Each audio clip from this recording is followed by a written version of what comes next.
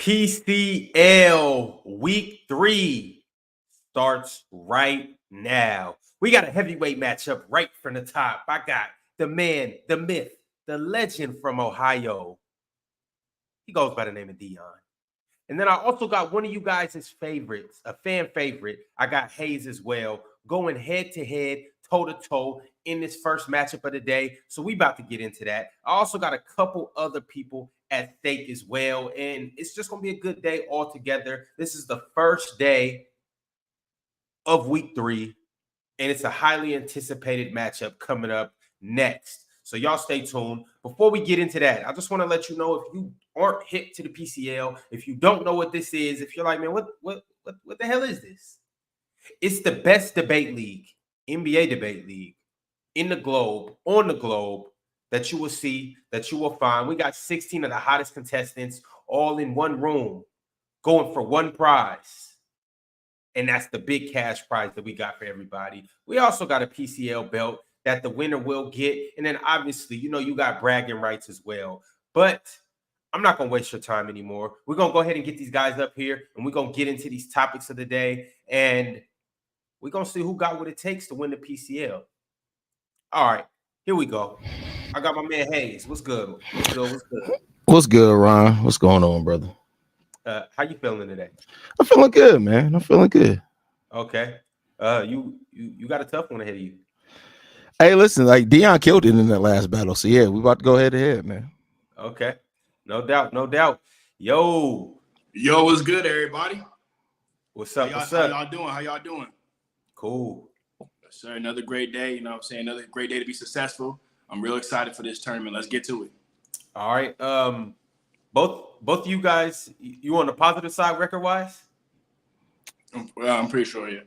Okay. Nah, I think Chill got that one with me, but okay. Well, I mean, if that's the case, you want it 1-1. Dion, you want to know? From what a lot of people saying, we don't know. We won't know until week 4, but let's get into it. Somebody got to take a win today. Somebody got to take a loss. So with no further ado, here are the 3 topics today that we will be discussing. We got which team will win the East this year. And this is the regular season. The Knicks or the Celtics. Then we got Magic Johnson versus LeBron James. Who is the better overall playmaker? And then we got a good old-fashioned, just who had the better career out of these 2 power forwards, Kevin Garnett or Dirk Nowitzki. We got 3 good-ass topics. So we're going to go ahead and get into it. Haize, I'm going to have you kick it off first. Dion, you'll kick it off next round. Haize will end round or topic 3 with you kicking it off too. Haize, your time will start when you start. Who will win the East this year? Go ahead. I think it's important that this is about the regular season. Only the Bucks in 2018 and 19 and 2019-20 have repeated as having the best record in the Eastern Conference in the last 10 years. The New York Knicks, which won over 50 games last season and had an amazing record with OG Anunoby on the team, they added more perimeter defense. And while there's some doubt around what their forecourt could be, when you look at it, since the 1996-97 season, every team that's come out of their respective conference finished inside the top 8 in net rating during the regular season. Only 2 teams in the Eastern Conference finished in the top 8 in that net rating. That was the Celtics and that was the Knicks. And the Knicks have made moves to help themselves match up much better against the Boston Celtics with adding Mikal Bridges and adding that to the perimeter defense. While both teams have some serious doubts on their front court, especially with the 38-year-old Al Horford and Kristaps Porzingis, who we don't even know is going to be able to start the regular season healthy, the New York Knicks have some front court depth issues with Julius Randle and Mitchell Robinson themselves, but they've set themselves up to be one of the better perimeter defenders in the league. And then on top of that, they have Tom Thibodeau, and Tom Thibodeau is a regular season merchant. When you look at his record during the regular season, there's more than enough reason to believe that the New York Knicks can come out of the Eastern Conference as far as having the best record in the regular season. Like I said, look at that 26-6 record since OG Anunoby joined that team, and then they were 12-1 when Anunoby, Julius Randle, and Jalen Brunson all played. Of course, that's hoping for some health for the New York Knicks. There's a lot of reason to believe in it. All right, Dion, it's on you next. All right, so what I have here today is I have the last 5 seasons. What was the Knicks versus Celtics seeding right here, right? So we're going to start in 2024. The Celtics was the first seed. The Knicks was the 2nd seed. 2023, the Celtics was the 2nd seed. The Knicks was the 5th seed. 2022, the Celtics was the 2nd seed. The Knicks was the 11th seed. 2021, the Celtics was the 7th seed. The Knicks was the 4th seed. And in 2020, the Celtics was the 3rd seed, and the Knicks was the 12th seed. So basically, 1 out of the last 5 years, the Knicks had a better record than the Celtics. And I'm going to go ahead and take it a step further. Over the last 20 years, only 4 times the Knicks have had a better record than the Celtics, right? And when you look at it this year, you would think, okay, yeah, the Celtics was the 1st seed, the Knicks was the 2nd seed. You think it's pretty close, but in reality, it's not close at all. The Celtics had a 14-game difference between the Celtics and the Knicks. Celtics won the most games, and not just only the East, but also inside the entire NBA. And this is what Porzingis, only playing 57 games. You had Drew Holiday miss 13 games for injuries. So the Celtics wasn't even that healthy this season, and they still had a lot of production, right? So when I'm looking at this team, I'm looking at it from top to bottom. We're just better at everything than the Knicks, having 2 short guys in Jason Tatum and Jaylen Brown is going to make sure that they have a better series throughout the entire regular season. We have more players to lean on throughout the regular course as well, So, yeah, that's what I got for the first round. All right, that's what we have right now. Hold on just a second, fellas. Yeah, I couldn't see the time on there. We're getting some things together. Hold on. Technical difficulties. You know how that goes sometimes.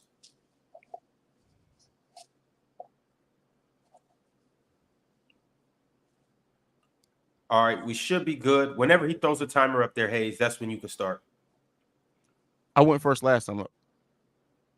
Yeah, it's on you for the second round. So it's second round. Okay, bet. So with that said, I get it, Dion, what you're trying to lay out here as far as that the history of the Knicks having a better regular season record than the Celtics having a better regular season record than the New York Knicks. But I think you got to also factor something in here. The Boston Celtics won the title last year, and what do we typically see from a team after they win the championship and bring most of their roster back? They learn and they understand how to pace themselves better. The point of this isn't to say that the Boston Celtics the New York Knicks are going to come out of the East in the playoffs over the Boston Celtics. It's who's going to have the better record during the regular season. And the Celtics, on top of having a 38-year-old Al Horford, on top of Kristaps Porzingis probably not being healthy to start the season, they are going to try to pace themselves better over the course of the season to make sure that they have health during the playoffs. The New York Knicks, on the other hand of that, have Tom Thibodeau as their head coach. And one thing Tom Thibodeau cares more about is regular season wins. And so he is going to play his players a lot of minutes, even having more depth there now. And they're going to be going and gunning for that Eastern Conference record to have the number 1 seed. Not to say that that's going to necessarily have them in a better position in the playoffs, but they are going to be gunning for it. Whereas the Celtics, I believe, are going to come into the season with more confidence, trying to pace themselves and trying to make sure that they stay as healthy as possible to get to that playoff area. So when you look at the fact of the New York Knicks coming for the Boston Celtics records, they've already talked about it's Jalen Brunson just said it's about gunning at the Boston Celtics. They are going to be trying to go full blaze ahead during the regular season to get that regular season record, whereas the Celtics going to coast a little bit. Right. All right, here we go. Dion is back on you. I'm not Dion. Why I know on our end it looks like this. They can't see weird. that over here. Okay. It looks like this. That's weird. All right. All right. So, the fact is the Celtics we're just better, right? So the Celtics car parts are going to just fit better than the Knicks. I'm talking about you have 5 guys that can play make off the dribble, 4 guys that can have elite perimeter defense. You got 3 guys that can score at will on the floor, 2 legit all NBA players in Tatum and Brown. And you also got 1 big man that can space the floor. Actually, technically 2. Depends on how Horford comes back. You know what I'm saying? Their 5-out game is 0-0 in the NBA. Listen, the Boston Celtics last season had 123.2 offensive rating. It led the entire league inside of offensive rating. Actually, not only just led the entire league in offensive rating, that's the entire NBA history, right? So not just for this year, for every single year in NBA history. Over 40% of their opponents of their offense came from the 3-point line. They match up is basically a matchup in hell. The Knicks' offensive rating was great, but still falls short over 5 points to the Celtics, making them, top 7 in offensive rating. Mind you, Boston's doing all that while still finishing top 3 in defense rating. This is honestly unheard of and probably one of the best teams of all time. Their ability to switch all 5 guys defensively really makes them a problem. Two of the most dirty work guys inside the NBA and inside of Drew Holiday and White really amplifies what the Celtics are trying to do right now. Knicks finished top 10 in defensive rating, but doesn't nearly have the defense of Boston. Just our car parts just fit a lot better than the Knicks, so we should have a better record. Round 3, Haize, take it away. I'm going to start with the Boston Celtics record in the Eastern Conference last year, 37-17. Within that Eastern Conference, you look at the pieces that they've added to this team, and now having interchangeable pieces with Bridges, OG Anunoby. Also, you're adding Josh Hart, who already was a solid role player for that team. On top of that, Jalen Brunson finished that season playing at an near MVP level. And they finished number 2 in the Eastern Conference, albeit with only getting combined less than 60 games from both Mitchell Robinson and Julius Randle combined. The ceiling of the New York Knicks, on top of them being hungrier to go after it and prove it, that's going to have them on a pace to completely be aiming for that record during the regular season. I think that you talk about the Boston Celtics and their interchangeable defensive pieces as well. While the New York Knicks has one on-ball creator in Jalen Brunson, they're hoping that Julius Randle is going to come back, help some of that on the offensive side of the ball as well with his health. If this team has relative health, which I understand that's something that you don't necessarily want to bet on, there's way more reason to believe that their ceiling, on top of being hungry. Like I said, the Boston Celtics, this is a conversation about who's going to have the better regular season record. The Boston Celtics, they won the title. The New York Knicks are gunning for it. And so when you look at the pieces that they've added and how they're going to be able to play perimeter defense in that Eastern Conference, where perimeter defense is one of the strongest things that can help push you further, then if you get a healthy season from Mitchell Robinson, who's going to come back healthy, trying to prove doubters wrong, they're going to funnel a lot into Mitchell Robinson and use his shot blocking to help that defense along. I think they're going to have a better record. All right, Dion. Got it. And, this last topic is basically my 5 is better than your 5. You know what I'm saying? And, now that we got the history out the way and the team success, let's talk player for player real quick, So your best player is Brunson and mine is Tatum. Tatum's averaging 27, 8, and 5 while being 6'8", 210, above average defender compared to Brunson. Brunson gives you respectful 28, 4, and 7, but Brunson's offense is slightly a little bit better. But you know what I'm saying, he brings basically 0 to 9 on the defensive end. You know what I'm saying? So when it comes to the first option, Tatum clears Brunson, right? The second option, now we're looking at Julius Randle and Jaylen Brown, right? So this is assuming that Julius Randle will actually be healthy next year. Brown's average around 23, 6, and 4 while shooting 50% from the field. He's also top 10 to perimeter defender in the league, locking guys up like Luka in the finals. Randle, the games that he did play, averaged around 24, 9, and 5 in the 46 games he did play. But Randle is more efficient. He doesn't, play defense at the highest level as Jaylen Brown. And sometimes his IQ really concerns me, right? I'm taking the Finals MVP Brown all day. Now let's talk about the third option in Porzingis and Mikal Bridges. I'm obviously going Porzingis. And I just feel like the fourth and fifth option is a wash. You know what I'm saying? When it comes to Derek White and Drew Holiday, they're obviously better than Hart. And they're better than OG as well. I'm taking those two guys over OG. All right, Dion, I had to mute you. Your time is up. Y'all, that was a good-ass first round. Go ahead and put the poll up, run the time, and I need you guys to all get over there and vote. Big Ox, you see him in the crowd. He said, this is what I call a dub topic. This was a good topic, y'all. We got two heavy hitters in the East. So I need you guys to go and vote on who made the better points in terms of these two teams winning the East in the regular season. In the meantime, you guys know I got to tell you to like the video, subscribe, keep commenting, and don't worry about what we got going up here on the screen. We just playing around with y'all. We just up here having a good old time, y'all. Hey, you know how we do over here at Player's Choice. Hey, it can't be Player's Choice if we don't have no fun. Fellas, what's up? How'd you feel about that first round?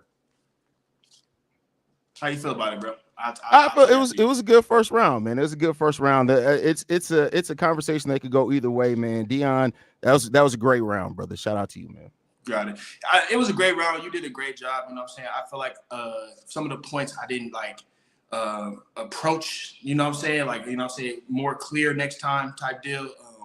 But for the most part, what the Celtics have, the unit that they got, man, I just don't see anybody in the East competing with them.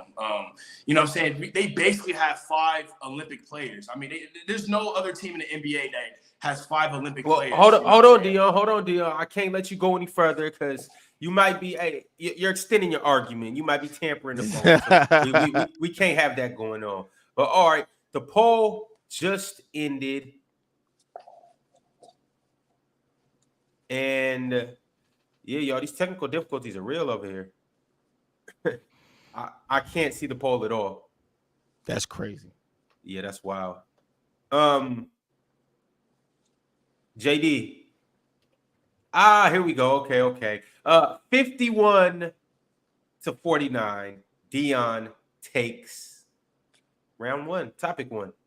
All right, let's move on to the next topic. And remember, these votes aren't the end all be all on the live poll. But let's get to the next topic. Fellas, next we got Magic Johnson versus LeBron James. Who is the better overall playmaker? The better overall playmaker, Magic and LeBron. Haize, you started the first topic. So, Dion, you going to kick this one off. Whenever you start, your time starts, my man. Man, we all know, your mama know, your grandma know, your grandfather know that LeBron James is the best, greatest playmaker of all time. Listen, LeBron James is the only player in top 5 assists and top 5 in points. Number 1 in points and 4th in assists. Listen, playmaking is more than passing, right? It's about getting the most out of every possession. And nobody in league history does that better than LeBron.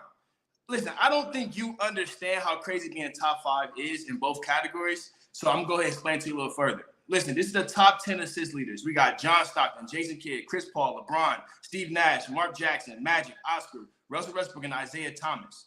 No other player inside of the assist list is inside of the scoring list top 10. The closest player is Oscar Robertson at 14th, but he doesn't even crack the top 5 in assists. 40,000 points and 11,000 assists. Nobody even has 30,000 points and 10 assists. Listen, you combine the top 2 most people to pass the ball, the top 2 assist leaders of all time. So you can combine John Stockton and Jason Kidd all-time points, and LeBron James still has 2 rookie Wemby seasons left over. If nobody knows what that is, that means that's 3,000 points, right? Listen. Just look at the top 5 scorers of all time. Kobe is the first one to enter the assist list on there, and he's 33 on the list. Kareem's second all-time in scoring, and he's 49th. Jordan's not even top 5. So when you're looking at scores and being able to pass the ball, it's 0 to none when it comes to LeBron James. I like how you went to scoring as part of playmaking, because scoring is part of playmaking. But we all know, as far as playmaking and setting up your teammates, there's no better person in the game than Magic Johnson. Through 19 seasons, LeBron James has only led the NBA in assists 1 time. Magic Johnson did that 4 times in 13 seasons. And a matter of fact, if you look at LeBron James' career high in assists, that would be Magic Johnson's 10th best mark in his career. Johnson averaged 10.5 cents per game, or more than 9 times in his career, whereas James right now is higher on the all-time assist list. It took him 500 more games to get there than Magic Johnson. That equates to almost 6 extra seasons for LeBron James to eclipse Magic Johnson as far as assists. And unlike LeBron James, Magic Johnson didn't play in an era where lineups featured multiple three-point shooters. The spacing during that era was a lot different than the spacing that LeBron James has to work with, even though he is also an amazing assist man as well. Also, when you look at the aesthetic asset, while you got scoring, let's talk about the beautification of the assist. Magic Johnson revolutionized that. He wasn't the first one to do it, but he did revolutionize it. So not only was he setting his teammates up, getting the results in passing, winning championships on top of all of that, he was also making it pretty why he did it and making it fun and exciting for casual people to get into the game. As a matter of fact, Magic Johnson's natural passing ability helped revolutionize the game of basketball, not just from a point guard position, but from the tall point guard and players all up and down the court. There would not be a LeBron James if it wasn't for Magic Johnson. Yes, sir. We got us the battle. We got us one. Let's go. It's back on you, Dion. So, again, you're mentioning assists, and John Stockton leads in assists. He's not even a top 5 playmaker. John Stockton's not a top 5 playmaker. He's not even a better playmaker than Stephen Curry. But listen, the next topic I have right here is called responsibility. LeBron had more responsibility for his offense since his rookie season. LeBron James averaged 21 points, 6 assists, with his next teammate Rick Davis giving you 15. On the other hand, you got Magic having Kareem. Magic averaged 18 and 7 in a way faster paced era. Magic actually didn't lead his team in either stat for the season. So Magic didn't lead in points or assists. Listen, Kareem led in points and Nixon led in assists. Nixon was actually their best playmaker on the 1980 Lakers, right? LeBron, all 21 seasons, have led his team in assists. Imagine giving LeBron a MVP Kareem. Kareem was scoring 25 points a night. LeBron didn't get his first 25-point scorer teammate until 2011, Dwayne Wade. All LeBron's first 7 years, he led his team in assists and points. 0 times did LeBron have teammates average over 20 points his first 7 years. So he's having guys averaging 17, 15 points while he still was dishing out the basketball. Magic had 2 guys that's averaging over 20 points in 1980, 1981, 1982, 1983, and also 1986. So that's actually 5 people averaging over 20 points in his first 7 seasons. Listen, Magic having the luxury of playing with these top scorers, giving the ability to have less responsibility on the offensive end. LeBron's offense is so great that he has 2 of the top 5 greatest offensive blocks plus minuses in season history. Let's go, Haize. I love the way that you laid that out there, Dion. I honestly do. And scoring is going to be the thing and the angle that you have because LeBron James, just simply put, was a better scorer than Magic Johnson. But when you also factor in the fact that Magic Johnson playing multiple positions, if you talk about playmaking, also playing and stepping into a center role when the starting center was down, Magic Johnson's ability also to rebound and start the fast break. You know what? The thing that makes Magic Johnson special as well, even if you adjust for pace, Magic Johnson still is his numbers stay basically the same, but that's because he was playing a revolutionary style. And yes, the Showtime Lakers were just that. They were Showtime. They were the business. They were all of that. And while you can't knock him for having great teammates around him, Magic Johnson came into that as a young player, led that team, continued to lead it. And even when you look at him stepping away from the game because of his diagnosis and coming back to the game, he was still just as effective. Matter of fact, when you look at it through PER, Magic Johnson has a better player efficiency rating by almost 2 points over LeBron James. That again points to how he was able to make outside of just the assist part of the game. And also, while playing 97 less playoff games than LeBron James, Magic Johnson has 346 more assists than LeBron in the playoffs. And I think we all agree that playoff is a little bit different, and you have to weigh playoffs just a little bit different if you're talking about playmaking. Magic Johnson revolutionized the game when it came to playmaking, simply put. It's not an argument. And while scoring points is, you also got to look at Magic Johnson, basically the same height as LeBron, much lighter, still aggressively rebound, and the rebounding numbers aren't that much different. He made plays. Back at you, Dion. Round 3. Let's get to it. The last thing I want to talk about is LeBron creating advantages.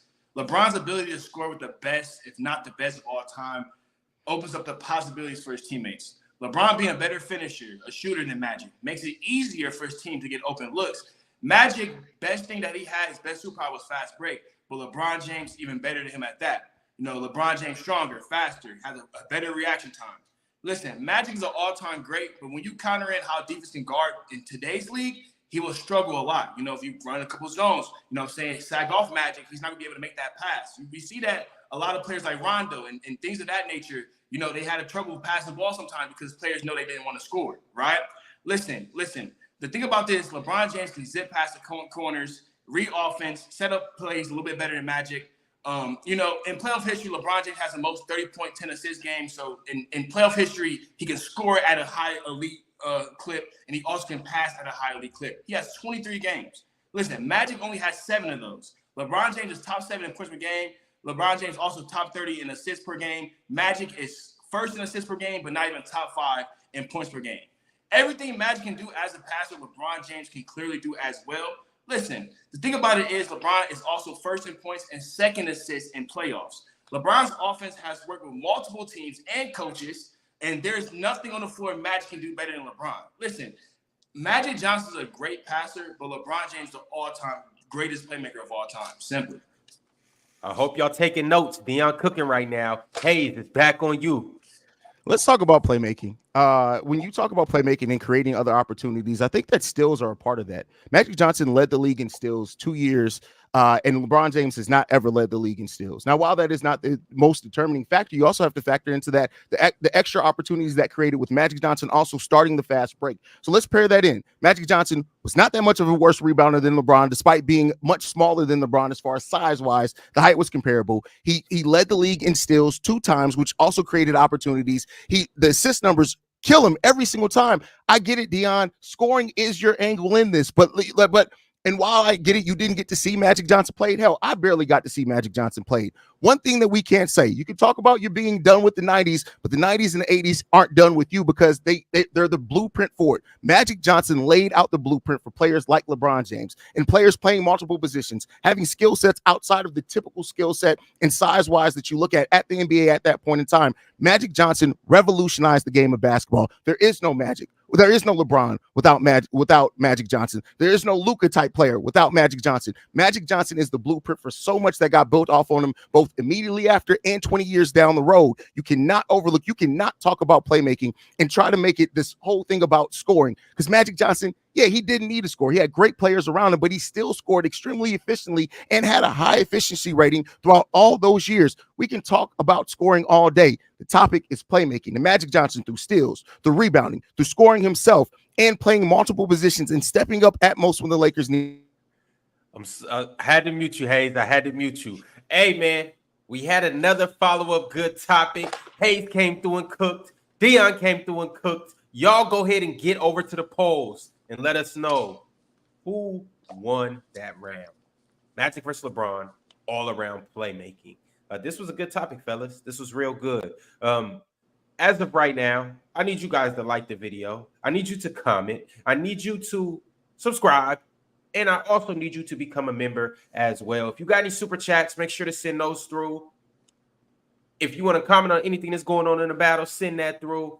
And we'll go ahead and read those. But as of right now, you got a minute left to get over to the polls. Once again, the live vote isn't the end-all, be-all. We do want you to vote live, but we encourage those who aren't watching live to comment and just simply let us know who you got winning the battle. Could be somebody 2-1. You could have somebody in a sweep. Do that. Comment, and we will tally up all the comments at the end of week 4. And that will determine who wins all of these individual battles. We got Chill versus Jack Cote later. If you watch that battle and you're like, man, Jack swept Chill 3-0, your vote counts towards Jack. We'll tally those up at the end of the week. Winner takes that win. And also, the reason why this is so important is because those comments overall will determine seeding. All right, we got 10 more seconds left to go. Get over there, put your vote in. Don't be like Mike, y'all. Follow instructions. All right, here we go. As of right now, it looks like once again, with 55% of the votes, Haize takes this round. So here we go. We get into topic 3.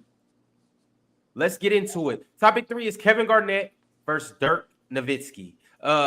Haize, you went in the first round. Dion, you went in the second round. So, Haize, you will go first this round. Who had the better career between these two all-time power forwards? Haize, your time will start whenever you start. Hold on, Haize. Hold on. You was muted. All right. Whenever you're ready. When you look at the careers between Kevin Garnett and Dirk Nowitzki, they very similar, right? When you look at the total points, Dirk Nowitzki has the total points. When you look at total rebounds, Kevin Garnett out-rebounded Dirk Nowitzki by almost 3,000 rebounds, even though they both played 21 seasons in the NBA. Total assists, Kevin Garnett wins that battle by almost 2,000 more assists than Dirk Nowitzki. Steals, Kevin Garnett also wins the steal battle by almost 600 steals over Dirk Nowitzki. Then you look at total blocks. Kevin Garnett wins that, almost doubling up on the total blocks that Dirk Nowitzki had over his career. You also look at Kevin Garnett's ability to create shots for others. When you talk about the totality of the game, Dirk Nowitzki scored more points than Kevin Garnett. You can't take that away. When you talk about the defensive aspect of that, Kevin Garnett was no slouch scoring throughout most of the season. But the defensive intensity that Kevin Garnett brought to his teams consistently, you cannot take away from Kevin Garnett. He impacted all sides of the game of basketball, whereas Dirk Nowitzki was a great scorer and did some amazing things, but Kevin Garnett was the more total package of a player. His ability to dictate shots, his ability to block shots, his ability to even assist on his teammates. All those things lead Kevin Garnett to be a much better player. The accolades all stack up, and we'll talk about that as we go forth into this battle. But just as a baseline, when you look at the aspects of basketball, every measurable statistic, Kevin Garnett beats Dirk Nowitzki except for points scored. And we talk about affecting the game of basketball and being the better all-around player, it's going to be hard to make a conversation that Kevin Garnett is not a better all-around player than Dirk. You heard it here. Dion, let's go. Talk to us. All right, so I got a couple things for y'all right here. You know what I'm saying? This is just what Dirk has done for right now. You know what I'm saying? Dirk has more All-NBAs than Kevin Garnett. Dirk has final MVP, 1. Kevin Garnett, 0. Dirk's point per game, 21 points per game to Kevin's 18. Dirk scored over 31,560 points. I know you try to, sweep the points under the rug right there. But listen, that's top 6 in NBA history of points of all time. That's more points than Wilt, Kevin Durant, Shaq, Hakeem, Tim Duncan, and many more. Dirk's more efficient from the three-point line and the free throw. Dirk's scoring translates better inside the playoffs. He goes up 5 points inside the playoffs. So he goes from 20 points in the regular season to 25 points inside of the playoffs, right? Dirk also improves in rebounding in the playoffs. He goes from 7 rebounds to 10 rebounds a game. Dirk has more playoff appearances than KG. And also, Dirk was robbed of an MVP in 2005 and 2006 season, and also 2004 and 2005 season. Dirk had the highest win share of 17.7 in the season of 2006. Dirk did more than everything better than Steve Nash that won those 2 MVPs. Dirk's the only player in NBA history to be a leader scorer on a 50-win team 11 consecutive seasons. So he led his team in scoring when he won 50 games for 11 consecutive seasons. Also, Dirk should have at least 3 MVPs. When you look at Dirk's scoring, it's honestly 0 to none. All right, back to you, Haize. Let's do it. Round 2. Shout out to Dion from Ohio. So when you talk about accolades, right? You mentioned the accolades, which both players played 21 seasons, both won 1 title, both have 1 MVP, both made 4 All-NBA teams. Dirk does have a Finals MVP over KG, but let's talk about it. KG actually appeared in got his team to the playoffs more than Dirk did by 2 years. On top of that, you talk about accolades, KG kills Dirk in every single other accolade other than that. 9 all-defensive first teams, 12 total all-defensive teams, defensive player of the year, and 4 times he was the rebound leader. If you just look at the difference between their accolades, that career that KG had, if you take away everything that makes them even, KG damn near had a Hall of Fame career by taking away everything that made them even. And that is the difference of it. We could talk about scoring all day. Dion, I understand that you're young. Scoring is the hot thing right now. But when you look at this is about being the better overall basketball player. KG affected more areas of the game of basketball more consistently than what Dirk Nowitzki did. The thing is, if you took away scoring from KG's still one of the better defensive players at his position, one of the best rebounders at his position, one of the better assist man at his position, one of the best steal man at his position. If you take away scoring from Dirk Nowitzki, what does Dirk Nowitzki have? He's tall and he has a fadeaway. That is the difference that makes up these players and why KG is so much more of a better player than what Dirk Nowitzki is as far as you're talking about the totality of impacting the game of basketball. There are 2 sides of the game of basketball. It ain't all coming down to scoring, my brother. Go ahead, Dion. All right, so if the score doesn't move you, because apparently I'm young, I have no clue what I'm talking about other than scoring. So these are some of the things that Dirk did in his career. Dirk had a positive on and off differential record for the last 19 seasons. So basically, when Dirk's on the floor, his team's better than when he's off the floor. He did that for 19 straight seasons. From 2000 to 2016, the Mavericks outscored opponents with Dirk on the floor. That's 16 consecutive seasons. 10 seasons in the NBA history, a player has averaged 25 points with less than 2 turnovers. Dirk has 4 of those 10 seasons, right? Dirk is one of the 7 players to at least average 25 and 10 for his entire playoff career. Dirk has won 7 of the most games in NBA history, so he's impacting the win margin for everybody inside of NBA history. Dirk and LeBron James, only players with more than 30,000 points, 10,000 rebounds, and 1,000 made threes, right? Dirk is also 3-0 against Garnett inside the playoffs. During those 3 games, Dirk averaged around 33.3 points to KG 24. He outscored him by 9 points. Dirk true shooting was 68.6 compared to KG 51.4. Dirk actually had more steals and blocks than KG during those matchups as well. Mavericks only won 39% of their games before Dirk. Dirk made them an above 500 record team. Dirk also was a leading scorer on 3 60-win teams. Only players to ever do that was MJ, LeBron, Bird, Malone, Kareem, Curry. And that basically just shows you how much of a winner Dirk truly is.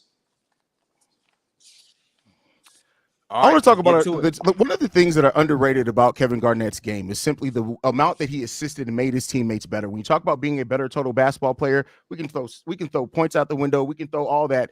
Kevin Garnett assisted on approximately 19.3% of his teammates' made field goals while he was on the floor. When you look at Dirk Nowitzki in that same time, 12.6. Dirk Nowitzki's career high in assists was 266, something that Garnett passed up 9 times in his 21-year career. Also, when you look at the Kevin Garnett got 7.6 of the offensive rebounds per 100 opportunities when he was on the court. What was Dirk Nowitzki's average?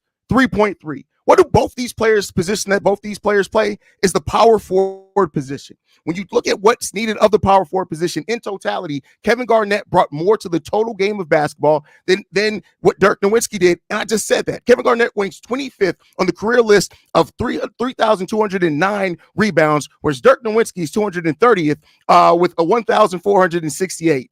Garnett played on 5 teams that had a top 5 defense based on points allowed. And that was 2 teams that led the NBA in that category. Dirk Nowitzki, on the other hand, was a member of just 1 team with the top 5 defense. You know why that was? Because Kevin Garnett affected the game of basketball at every single level throughout this. Kevin Garnett is no slouch scoring wise. He's a better defensive player. He's a better rebounder. He's a better passer. And he got more steals consistently than Dirk Nowitzki. Kevin Garnett is the better player. Dion, how you going to follow that up? So, we can go back and forth with who's a better player, but the real question over here is who had the better career. And obviously, I already told you, there's no other player during Dirk's time to win more games than Tim Duncan. And the last thing I want to talk about I have today is the importance of international play. Listen, do we actually see players like Luka, Giannis, Jokic, if there wasn't a Dirk, right? Dirk is widely known as the best international player ever, if you're not including Hakeem, right? Listen, Dirk winning the FIBA World Cup MVP in 2002. He also won the FIBA Eurobasket MVP in 2005. 6-time Eurostar Player of the Year. 2-time FIBA Euro Men's Player of the Year. Mr. European Player of the Year. Don't forget that he was added to the FIBA Eurobasket Dream Team. He was a German top scorer in MVP in 1999. First German men's player to have his number retired. There was only 30 international players when Dirk got drafted inside the NBA. By 2016, around the time he almost left, there was 113 other international players. This is due because of the success of Dirk. Now, 3 of the top 5 players in today's league is international.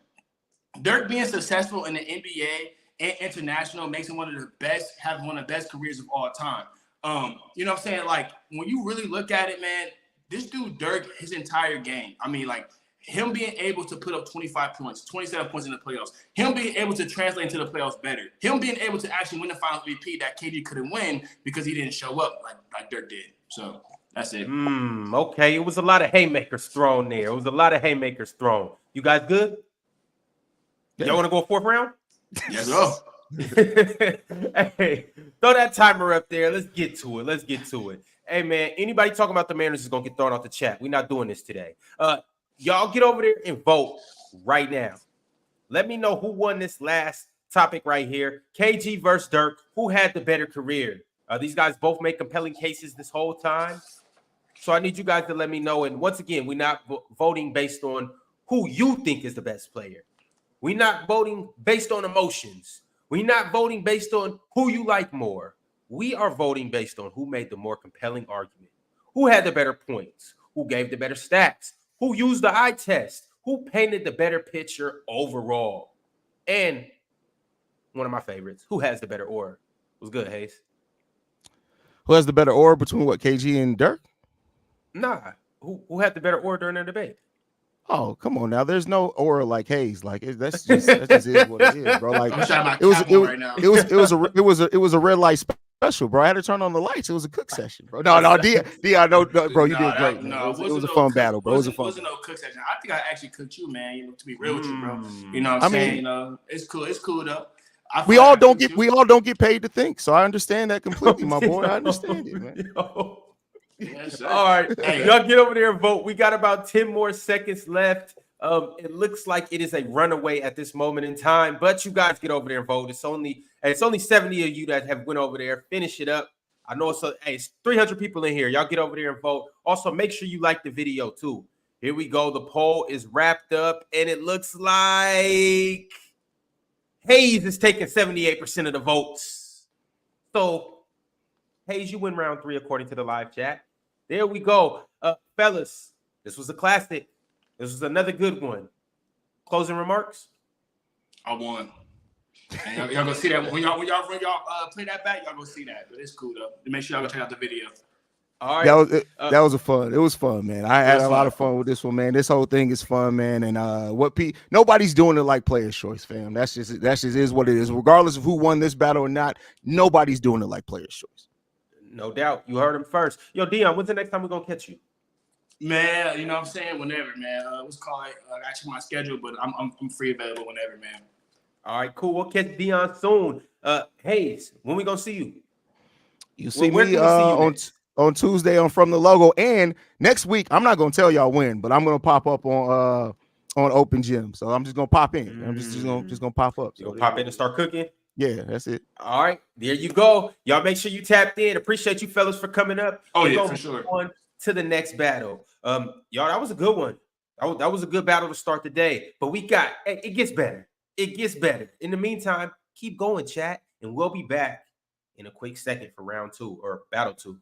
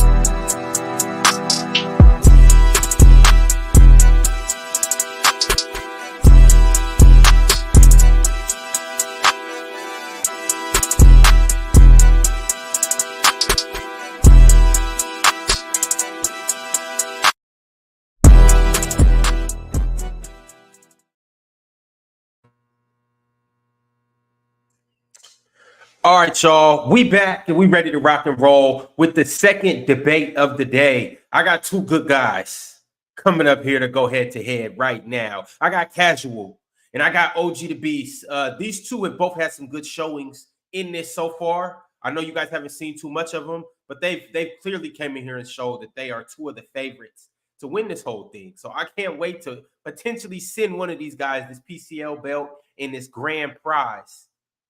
But before we get into this and before I bring them up, I just want to let you guys know the topics that we have at hand for this next battle. So the first one we got is, and you guys know it can't be an NBA discussion. It can't be barbershop talk, and it can't be a real debate unless you bring up the good old-fashioned MJ versus LeBron James. Who is the true GOAT? So this is where it starts. You guys will get that in this matchup. Also, we got David Robinson versus Joel Embiid. Simply, who's just the better center? And last but not least, Steph Curry versus SGA. Who's more valuable to their team right now?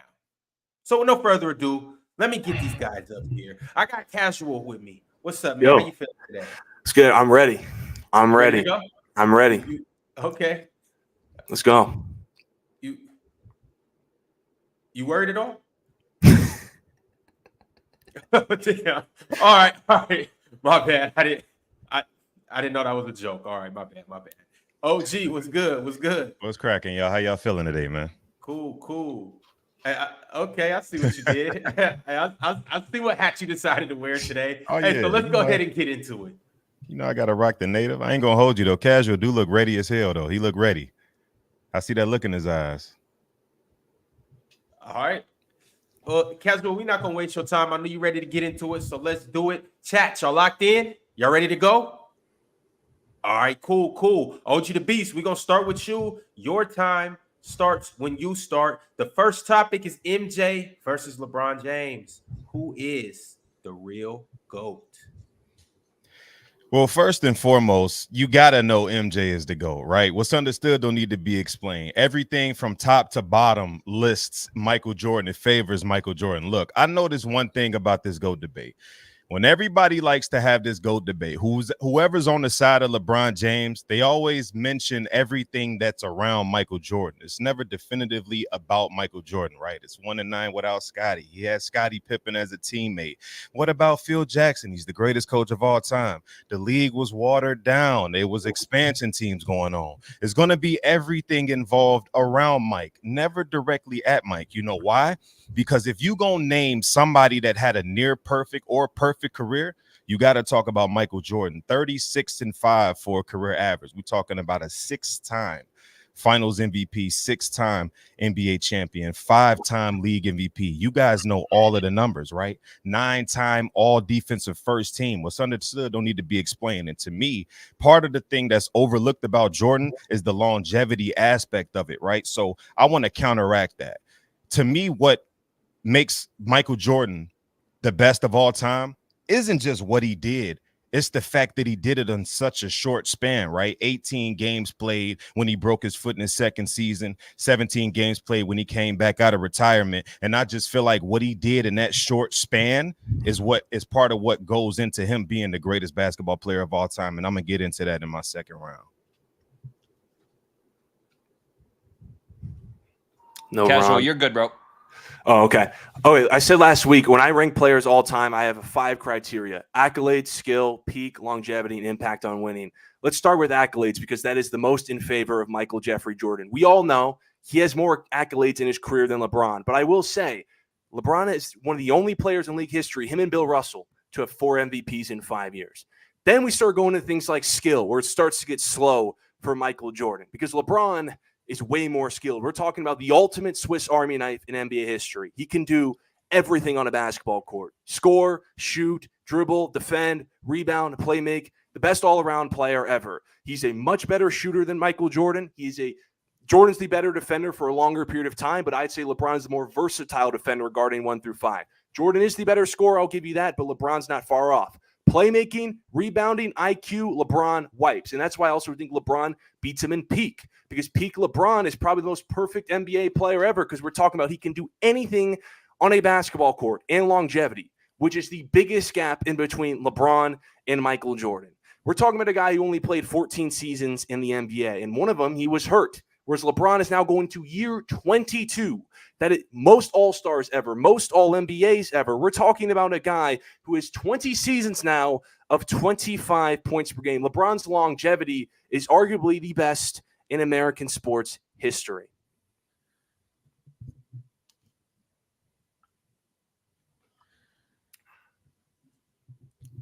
You got it, OG.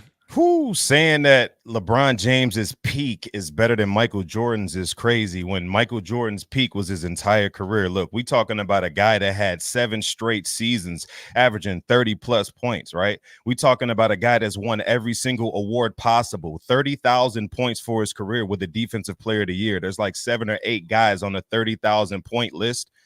Not one of them have a depoy. Jordan is the only one. He stands alone on that list. So defense, he definitely wipes. I don't care about versatility. We want to see production, and production is 200 steals and 100 blocks in a single season.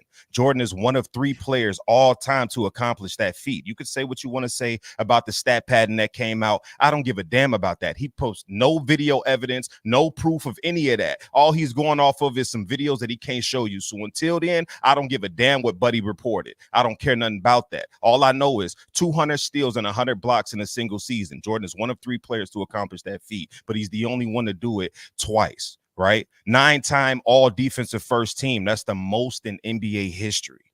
The most in NBA history. It's tied with a couple of guys, but it's the most in NBA history. Never won without Scotty. 1-9 without Scotty. I'm sick of hearing all of that because it's not about how you win. It's about how you lose or how you look while performing on the highest level. And we all know LeBron James's finals record, right? You can never directly poke at Michael Jordan because he had an immaculate career. I got a bunch of holes to poke when it comes to LeBron James.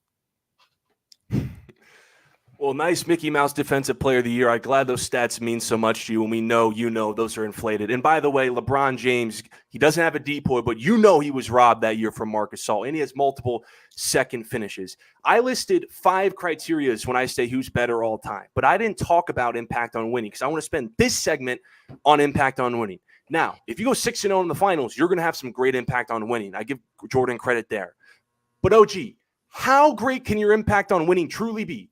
Then outside of Scotty and Phil, all you did was lead a bunch of below 500 teams and put up a bunch of selfish stats. When LeBron Ramon James has won everywhere he's played, no matter how dysfunctional the organization is. Because you know why, OG? LeBron is the greatest championship guarantee in NBA history. He took the Cavs, one of the worst franchises in NBA history, to their first ever championship at year 22. He went to the Heat, year 2 title. Went back to the Cavs, year 2 title. Went to the Lakers, year 2 title. And all those titles he won in year 2, I glossed over the fact that he went to the finals 8 straight times. And no one talks about this. If you expand it, he went to 9 finals in 10 years, something that you have to go all the way back to the 60s with Bill Russell to even dream of that happening. He went to 9 finals in 10 years with 3 different teams, 3 different mostly dysfunctional organizations outside the Heat, 4 different head coaches, and a combination of running mates where Michael Jordan, every single big game he's ever played in his career was with Scottie Pippen and Phil Jackson. Back to you, OG. To be honest with you, Ron mentioned something during the last debate. He mentioned aura, right? And I think that's something that's misunderstood when it comes to the GOAT debate. And I believe that plays a big factor. We're not even going to get into the shoes, but they had the top 75 in Cleveland, Ohio, for Christ's sakes. And LeBron James got a better standing ovation, or Jordan got a better standing ovation than LeBron James did in his own damn city. Michael Jordan's aura will not be replaced, and LeBron James is going to have a hard time trying to top that. And I don't think he'll ever be able to do that. But since we're on the subject of LeBron James dominating the Eastern Conference, let's talk about the difference between LeBron James at 22 and Michael Jordan at 22. Michael Jordan never lost when he was supposed to win. He never disappointed you, right? When he was supposed to lose, he lost, and when he was supposed to win, he won. When LeBron James in 2007 played the San Antonio Spurs, a team that he was supposed to lose to, which he did lose, he got swept, but he averaged 22, 7, and 6 on terrible efficiency. Oh, but he was young, OG. Well, so was Jordan back in 1985 when he played the Boston Celtics, but the difference is Jordan averaged 43, 6, and 5 on 50% shooting splits, right? So when Jordan came out there and he was supposed to lose and he got swept, he did it in fashion, letting these boys know I'm not going without a fight. LeBron James, on the other hand, loves and enjoys to tuck his tail, especially on the biggest stage. 2011 did happen. We're talking about the GOAT debate. You can't be the greatest player of all time with an all-time great choke like 2011, right? Averaging 17 points per game, getting outplayed by your second and third option is completely unacceptable. LeBron James will never be the GOAT in my book, ever, as long as 2011 exists. OG the Beast is talking to us. Casual. How do you rebuttal this? Ron, he is talking to us, but he's also a grown-ass man who just brought up aura. Okay, but last segment, I wanted to keep talking about impact on winning for a second before I go into my next thing. When LeBron James leaves teams, they enter a rebuild. Coaches get fired, players get traded. When Michael Jordan leaves team, he left the team and they won 55 games. That's something. But let's talk about the 2011 finals, which is the elephant in the room. It's the biggest meltdown by a superstar ever. I get that.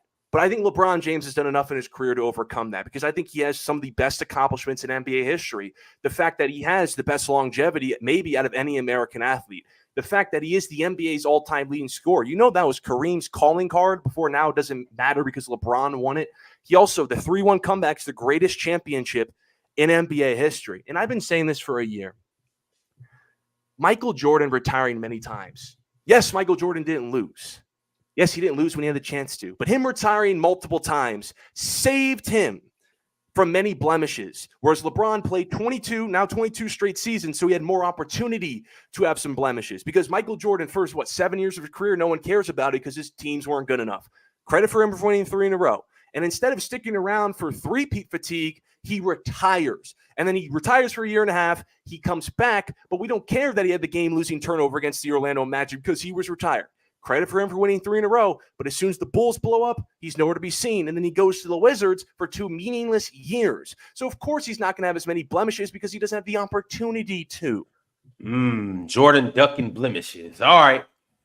That was a good topic one. Go ahead and put the time up.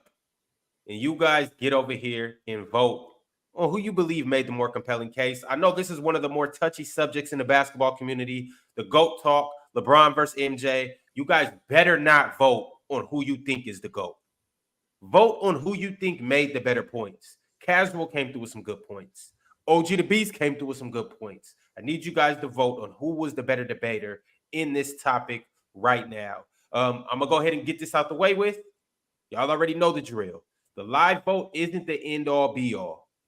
You will get a chance to tally your votes after this live is over. If you're watching the video, let us know who won each battle, and we will tally up those votes at the end of the regular season, the 4-week season of the PCL, and those votes will count towards who ultimately wins the battle.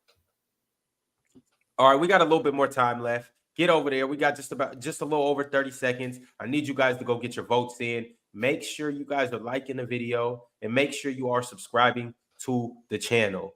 And shout out all of our members too while we're here right now. My man Multi Kenny, he was in the chat. Big shout out to Multi Kenny. Big shout out to Dorian Clayton. Big shout out to Kendall Daniels.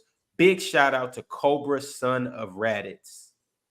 Salute to you guys. All right, we got about 10 more seconds left. Get your votes in, get your votes in, get your votes in. These votes all matter. Everybody's vote matters. And if you're not voting, what the hell are you doing? All right, here we go. Here we go. The votes are in, and it looks like by a narrow margin with 53% of the total votes. Casual, you got round 1. Wow. Or topic 1. That's tough. All right, here we go, y'all. It only gets better from here. It only gets better. We're on to the next best topic. We got a good one. Two big-time centers in Joel Embiid and David Robinson. Simply, who is the better center? Casual, it's your turn to start the round. Your time will start whenever you do.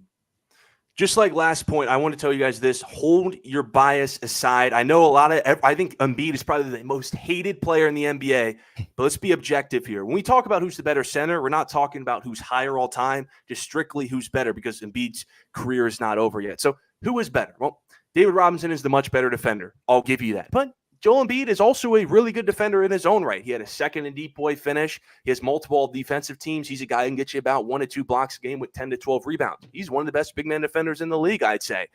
But I give Embiid the edge because Embiid is a generational offensive player. Not just that, he's one of the best offensive big men to ever play the game. Not just that, but one of the best scorers in NBA history, because the man can score on all 3 levels. He can get you the back to the basket game, the mid-range elbow jumper, and the three-pointer, something that David Robinson wasn't as skilled at. Joel Embiid's a guy who won back-to-back scoring titles, scoring anywhere from 30 to 35 points per game, and he could have won his 3rd one if he didn't get injured last season. That's something that hasn't happened since Shaq. And I know David Robinson won a scoring title too, but it's conveniently the same year that Michael Jordan didn't play. It's just how it happened to be.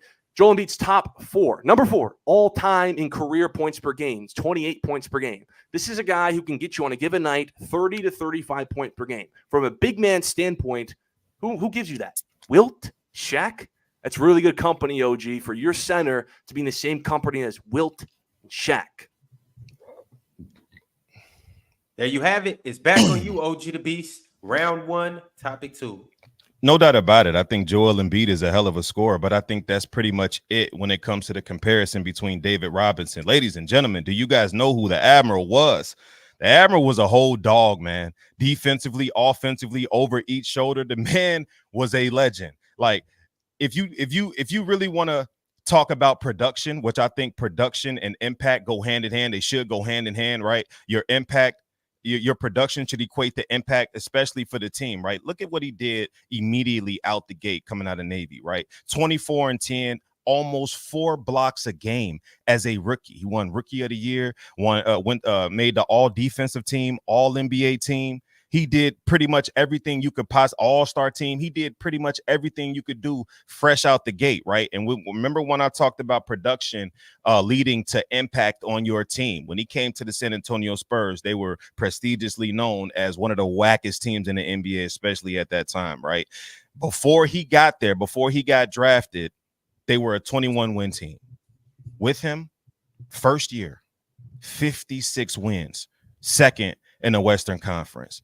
I think production should equate to impact. If you're putting up just a bunch of empty stats and you're not performing, especially when it matters most, like Joel Embiid likes to do in the playoffs, how much does it really matter when you're talking about elevating a team and who's the better player at the position? Definitely, I'm going with the Admiral with this one. Round two. Go ahead, Casual. Well, before I get into my main point, it's funny that you bring that up, OG, what the Spurs were before David Robinson got drafted. What were the Sixers before Embiid got drafted? Maybe one of the worst records in NBA history. And then when he was finally healthy, they instantly win 40 to 50 games. But let's talk about this, because all people don't like Embiid about is the playoffs, because he's a playoff dropper.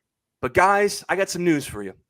David Robinson was Joel Embiid before Joel Embiid. He is the biggest playoff dropper from a superstar in NBA history. At least you could attribute Embiid's failures mostly to injury. David Robinson,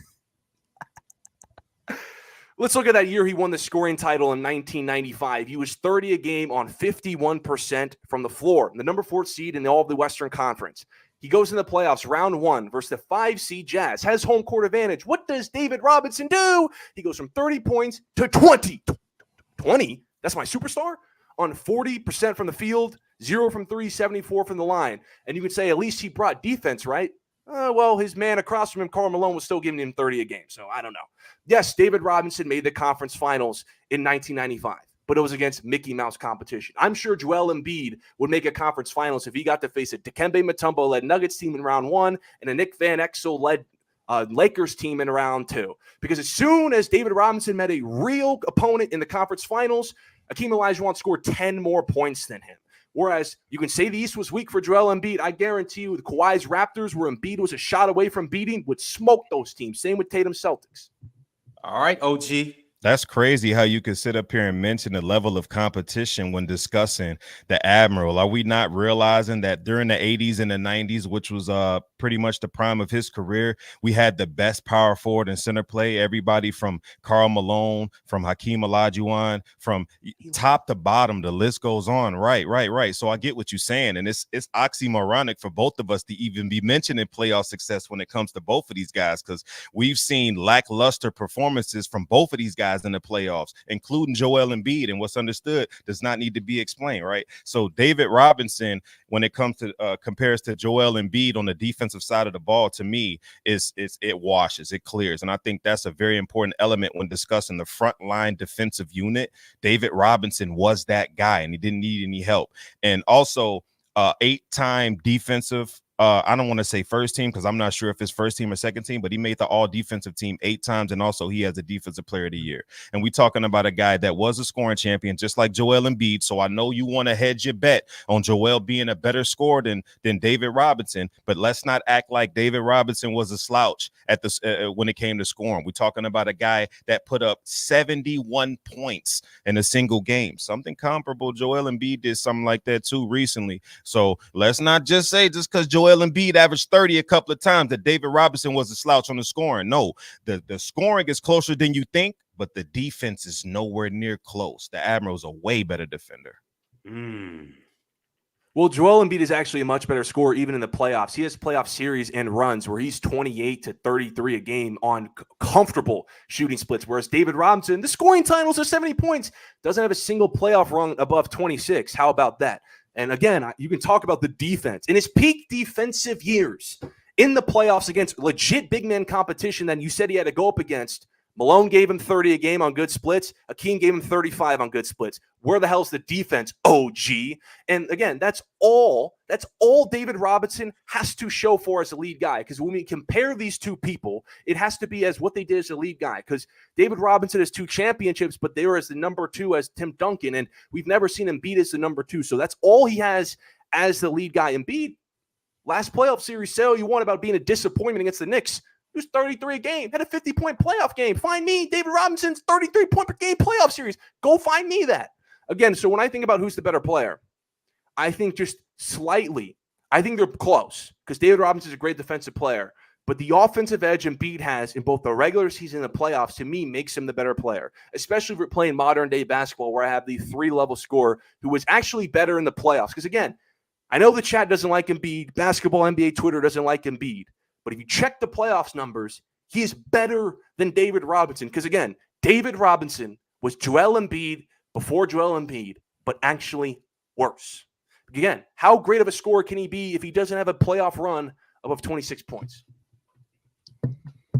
Well, another thing that Joel Embiid also struggles with is playing with other superstars. As we can see in the Team USA, he's struggling mightily. And I'm just watching the games, and I'm like, Joel Embiid does not belong here. He doesn't look like they need him here. Bam Adebayo and Anthony Davis fit way better with Team USA. And that's something the Admiral had to deal with when in 1998, 1997, whatever year it was, the San Antonio Spurs drafted Tim Duncan. Albeit he was on the back end of his career, he learned how to play alongside another guy that they wanted to give the keys to. That could have made him stubborn. That could have made him a little bit upset. But to me, being a great player is also being able to coexist with other great talented players without bumping heads, kind of like LeBron James and D Wade did in 2011. But that's another topic, right? Being a great player, being able to play alongside a Tim Duncan that plays a similar position as you and being able to give him the keys and saying, young fella, go out here and get it. We seeing what Joel Embiid is going through right now with Team USA. He does not look good over there, right? So I think that's another thing that goes to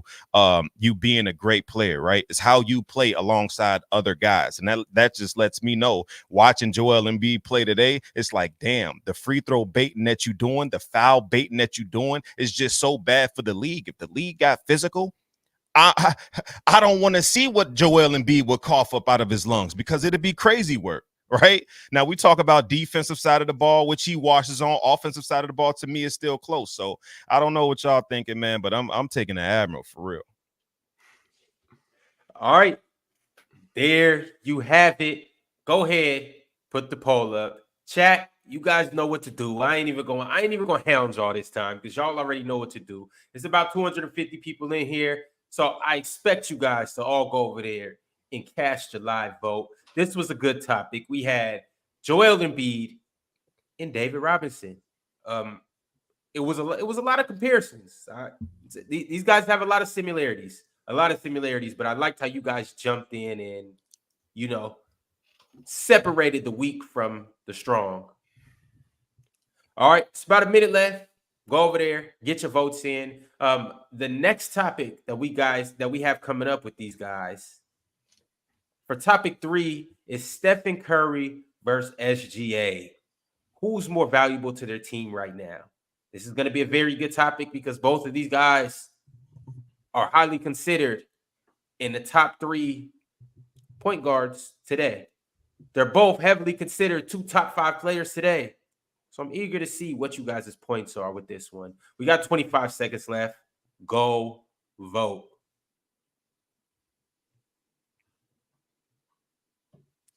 All right, y'all. It's close on the polls. Need y'all to get these votes in. Fellas, how we feeling so far on this topic? I'm loving it. I'm having fun. Yesterday, I don't know. I think Embiid's playing better in Team USA, but it's okay. Hey man, you keep getting these DNPs, man. I don't know. You need that DNP from like many days ago? Yeah, I don't know, man. What about his 15 points yesterday? Here we go. The poll is wrapping up right now, and it looks like Casual takes round 2 with 53% of the votes. Damn, they close as hell, man. Tough All topic. right. Here we go. We got topic 3.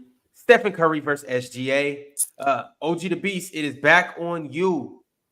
I mean, to me, to be honest with you, I don't even know why we would even be comparing SGA to Steph when it comes to impact, when it comes to who's more valuable to their team, because to know where you're headed, you got to know where you've been. And I feel like Stephen Curry's value to the Golden State Warriors, not only the Golden State Warriors, but the NBA in general throughout the last decade has been comparable to pretty much LeBron James, in my opinion, right? Look at what he's done with lack of superstar help, teammate help outside of Kevin Durant, right? He's played with stars. You can call them French stars, Draymond Green, Klay Thompson. Those guys are, I don't care nothing about that. I'm going to talk about what I want to talk about. And I want to talk about Stephen Curry's value to the league, to the Golden State Warriors, which will lead into what he means to the team today, right? Draymond Green's getting paid. Klay Thompson is getting paid. We haven't seen these guys be any type of productive without him. So that's his impact to the Golden State Warriors and the team in general. Now you look at what he's got going on today, and do they even make the playoffs if Stephen Curry is off of that roster? Versus you look at what SGA has to work with, some young talent, and Lou Dort, who I think is the best young team in the league, is the Oklahoma City Thunder. The general manager has done an amazing job putting his team together. Now you pair SGA with a Chet, with a Lou Dort, you add a Caruso, you add a bunch of great pieces to this squad. If you take SGA off of this squad, they're a 45-win team at least. And I know what SGA did. He was an MVP candidate, but come on now. It's way more talent over there than it is over here. I love that. I love that sentence. If you take Curry off this team, do they miss the playoffs? Because last year they had Curry for the season. They still missed the playoffs, so that doesn't even matter. Okay, so we're talking about right now, not what happened in 2022 or 2016, right now. So when we're talking about who is the more valuable player right now, I think it's SGA for 2 reasons. Number one, he's the better player. He's just the better player at this point in the careers. He's 25. Curry's 36. He's the more dominant scorer as far as points per game and efficiency, the much better defender. He averages more steals, assists, rebounds. SGA is an MVP level player. He is. He was second MVP last year and the number 1 team in the tough Western Conference. Back-to-back first teams. Where Steph, he's still on NBA.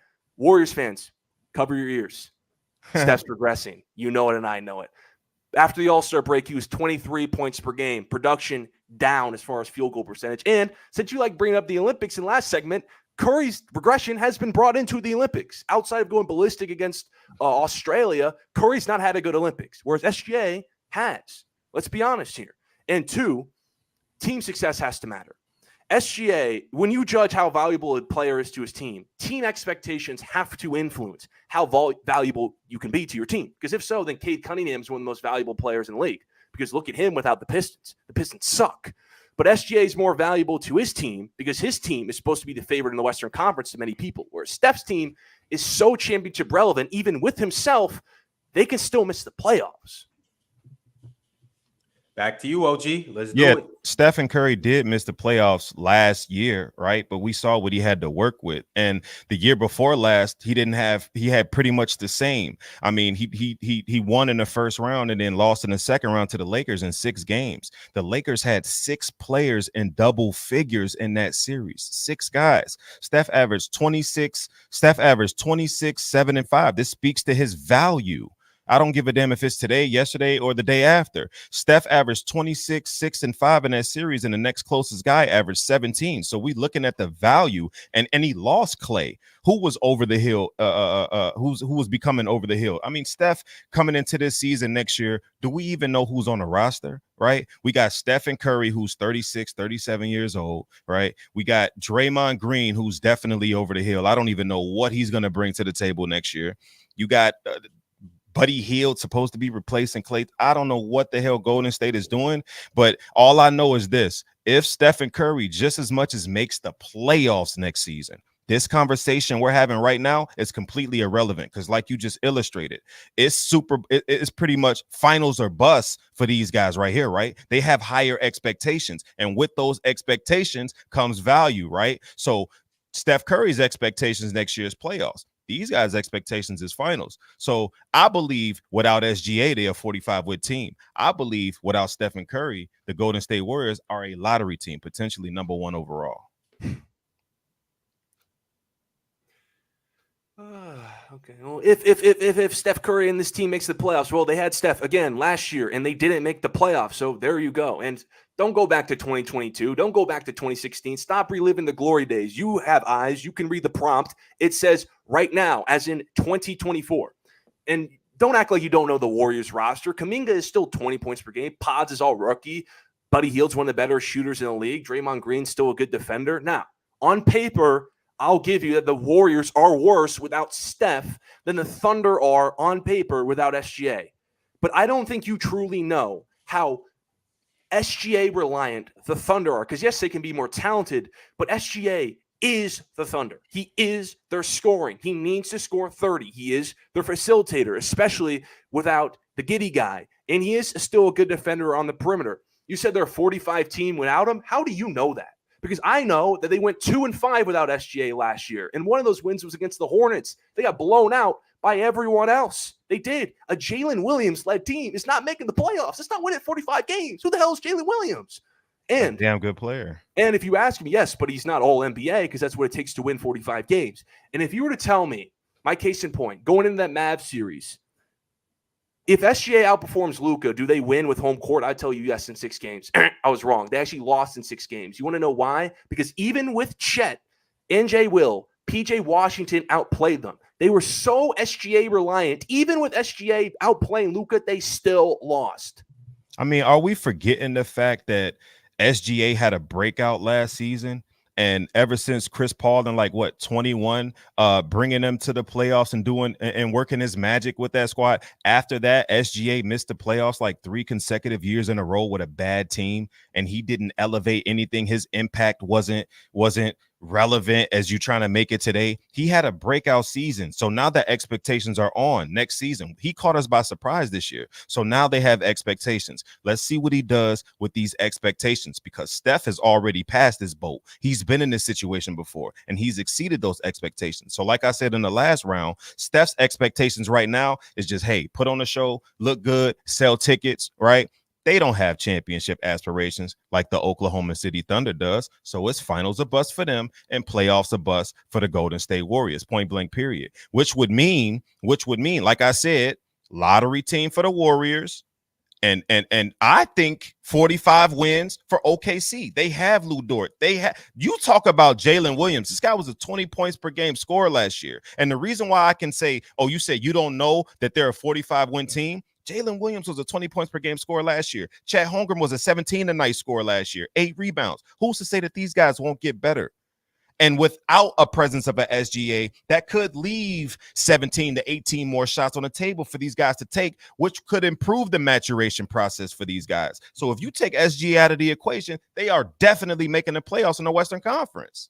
J-Dub was 20, Chet was 17 with SGA. With SGA as the number 1 taking the defensive assignment. You know that, I know. Also, Kuminga is 20 points per game. And you just cooked yourself. Why are you bringing up expectations when that favors SGA? If your team has more expectations, aren't you more valuable? Because, again, Cade Cunningham is extremely valuable then if expectations don't matter. And, again, you said SGA's breakout was last season. That's how I know you don't know SGA.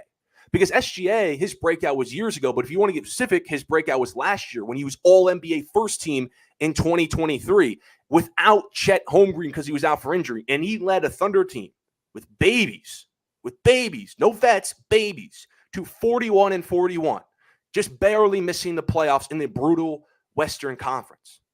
He didn't break out last year. And the expectations being higher means he's more valuable. Again, they're not winning 45 games with Jalen Williams. How do you know that? I just told you they went 2-5 last year without SGA. If you were to expand that on an 82-game season, you do the math. Does that equate to 45 wins? No. So what are we doing? They lost to any team that they played last year that was relevant. I believe they beat the Suns in a one-off game without SGA. That's about it. Again, to me, to be more valuable, you have to be the better player, which SGA is, and you have to have higher expectations. Because if SGA is an elite this season, the Thunder fall. If Steph is an elite this year, the Warriors do fall. But guess what? It doesn't matter because a lot of people aren't even expecting the Warriors to make the playoffs regardless of how good Steph Curry is. Low key, I think Casual won a 4th round. Y'all want to do it? No, I think he went 4th. I think that was a 4th round for him. No, that was my 3rd round. Nah, Oh, that was his 3rd. you started out, OG. Yeah. But if y'all want to go for No. Put the If we was poll gonna up. go 4, it would have been that Jordan Bryan. I had a lot of mo for that. But no, not this topic. It's kind of wishy-washy though. You know, what's said already needed to be said was already said. It's gonna be pretty much repeating yourself at this point to keep going with this topic. While the votes is going on right now, the poll is up. Make sure you get over there and vote. Do you guys want to speak on the Jordan Bryan debate? Briefly? I lost my train of thought on that where I was, but I had a lot more for it. That's probably my favorite debate. I love entertaining guys who think LeBron is the GOAT. I mean, it just doesn't make sense to me. I hate the GOAT debate. It was my least favorite topic here. Although I love it just because LeBron's my favorite player. Getting my bias out the line, I assume Jordan's his GOAT, so it doesn't matter. No doubt. But I think it's the most overplayed argument in maybe sports history. So, I mean, I feel like as long as you got anything in the GOAT debate that you can say has already been said 1,000 times. So at this point, it's like, who's your GOAT, who's not? You can't really give that different number. I try to give a different perspective with the whole impact on winning stuff that LeBron did this, but it's hard to do it, to be honest. I mean, personally, I just like poking holes at LeBron. I like poking LeBron in the side. That's all. It gets people upset. I just get a kick out of that. Y'all get your votes in. You got about 10 more seconds to get over there and get your vote in. I got a question for you guys. Speaking of GOAT debate, does Kareem have a horse in that race? No. Not at all? No. Before I was born yet. There's only 2 guys in NBA history that have won every single one of the finals MVPs with 3 or more championships, and that's LeBron James and Michael Jordan. Kobe Bryant can sit at the table, right? But if 2 people are talking, it's those 2 guys. And last but not least, what about Jason Tatum? Does he have he's the greatest of all time? Man, Tatum is garbage. Tatum is garbage. Okay. All right. Most overrated player in the league. Let me get you guys out of here before I bring these next 2 guys in, because shout out to OG. Somebody might get jumped. Hey, appreciate you guys for coming through. That was a good ass battle, classic battle. We will see you guys again next week. Y'all be prepared, and I'll catch you soon. See you. Damn, Jason Tatum's overrated. Jason Tatum's not the GOAT. Says who? We'll be right back for the last matchup of the day.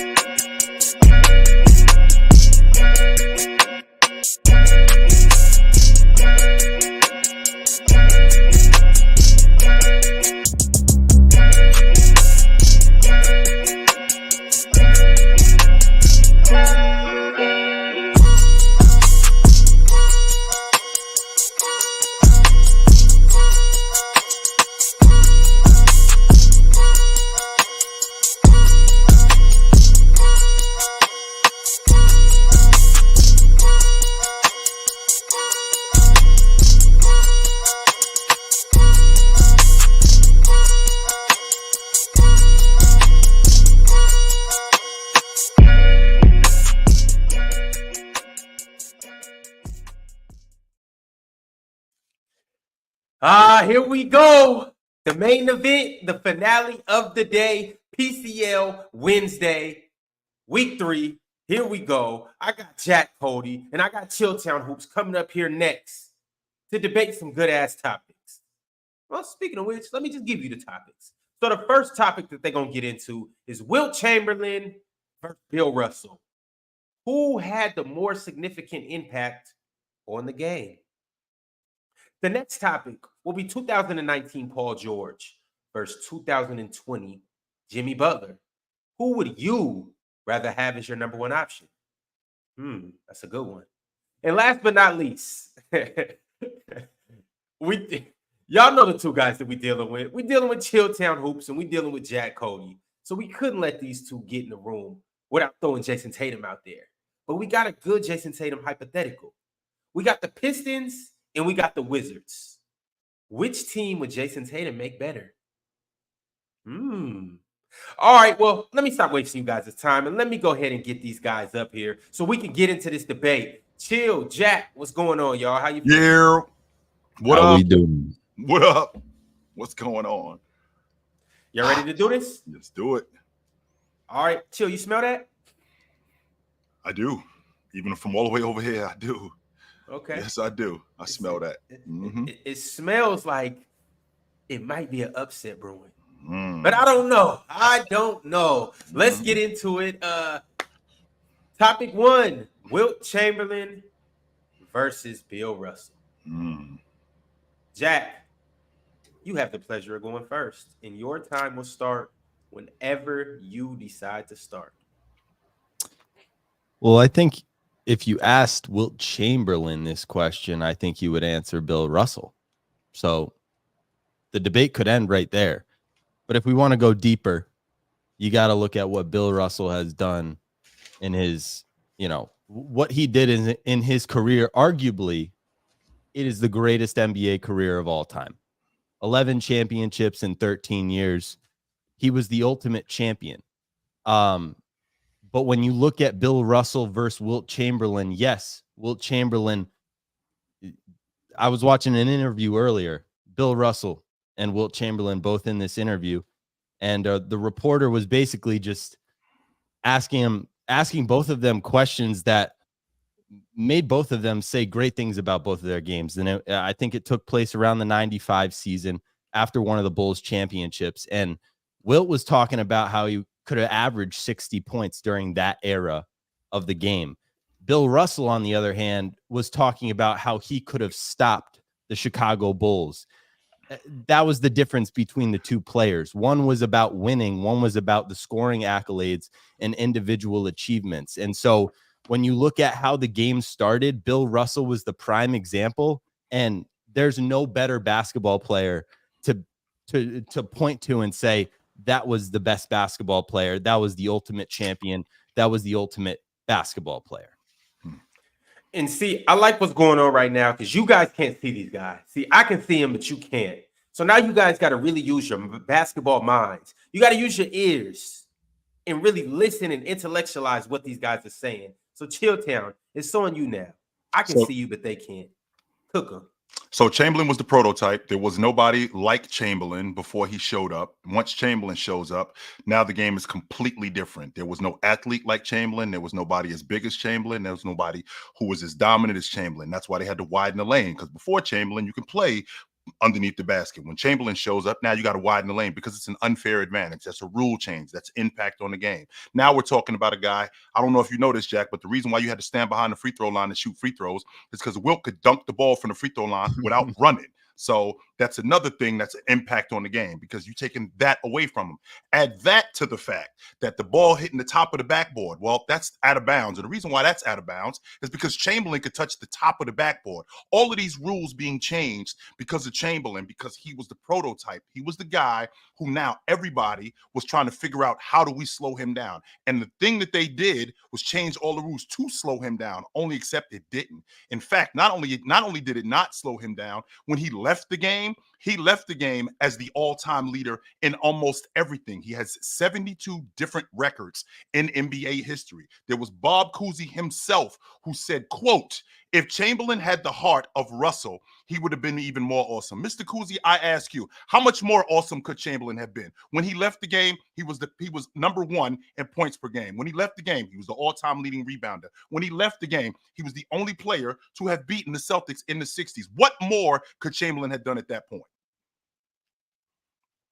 Jack, Well, round two. If you had asked Wilt Chamberlain, what would he have done if he was on the Celtics versus what Bill Russell did with the Celtics, Wilt doesn't think he could have done what Bill Russell did. And that's the appreciation and the respect that they both have for each other. But ultimately, I'm just going to read right from what Wilt Chamberlain was saying. about Bill Russell in an interview.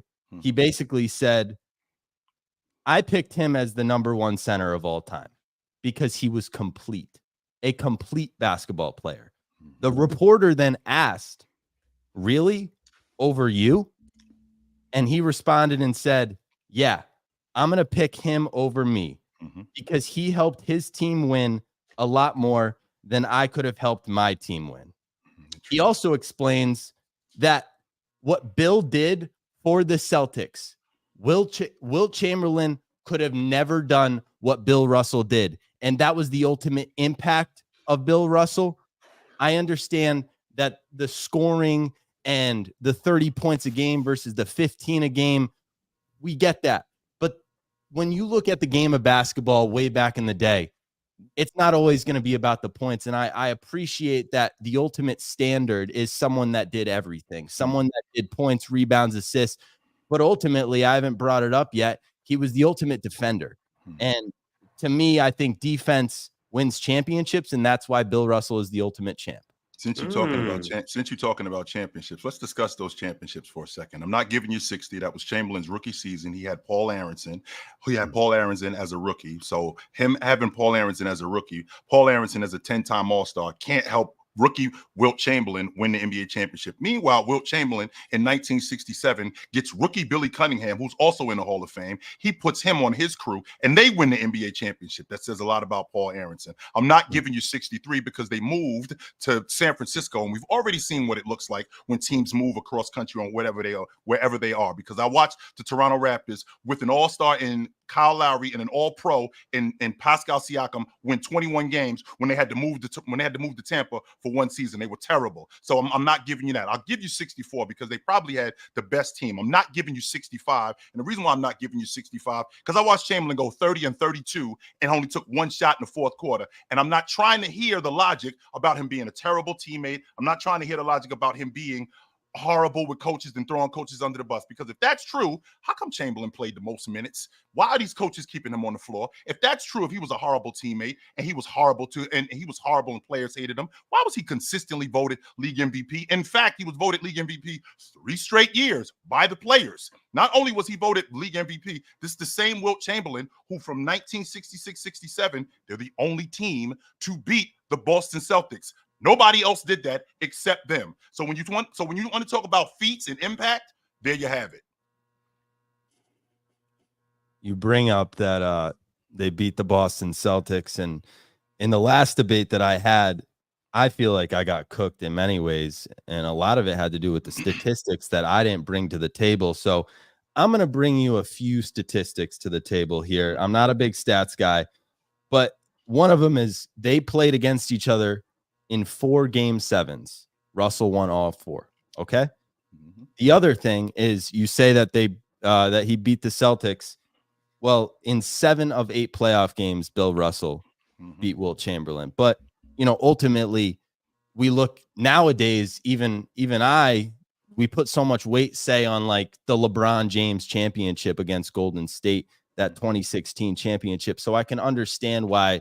Just because it's 7 out of 8, that doesn't mean that what Wilt Chamberlain did in that one victory, that could be bigger than all of them. It kind of just depends on the achievement. But ultimately, you look at a guy who won in Game 7s when it mattered most, performed when it mattered most.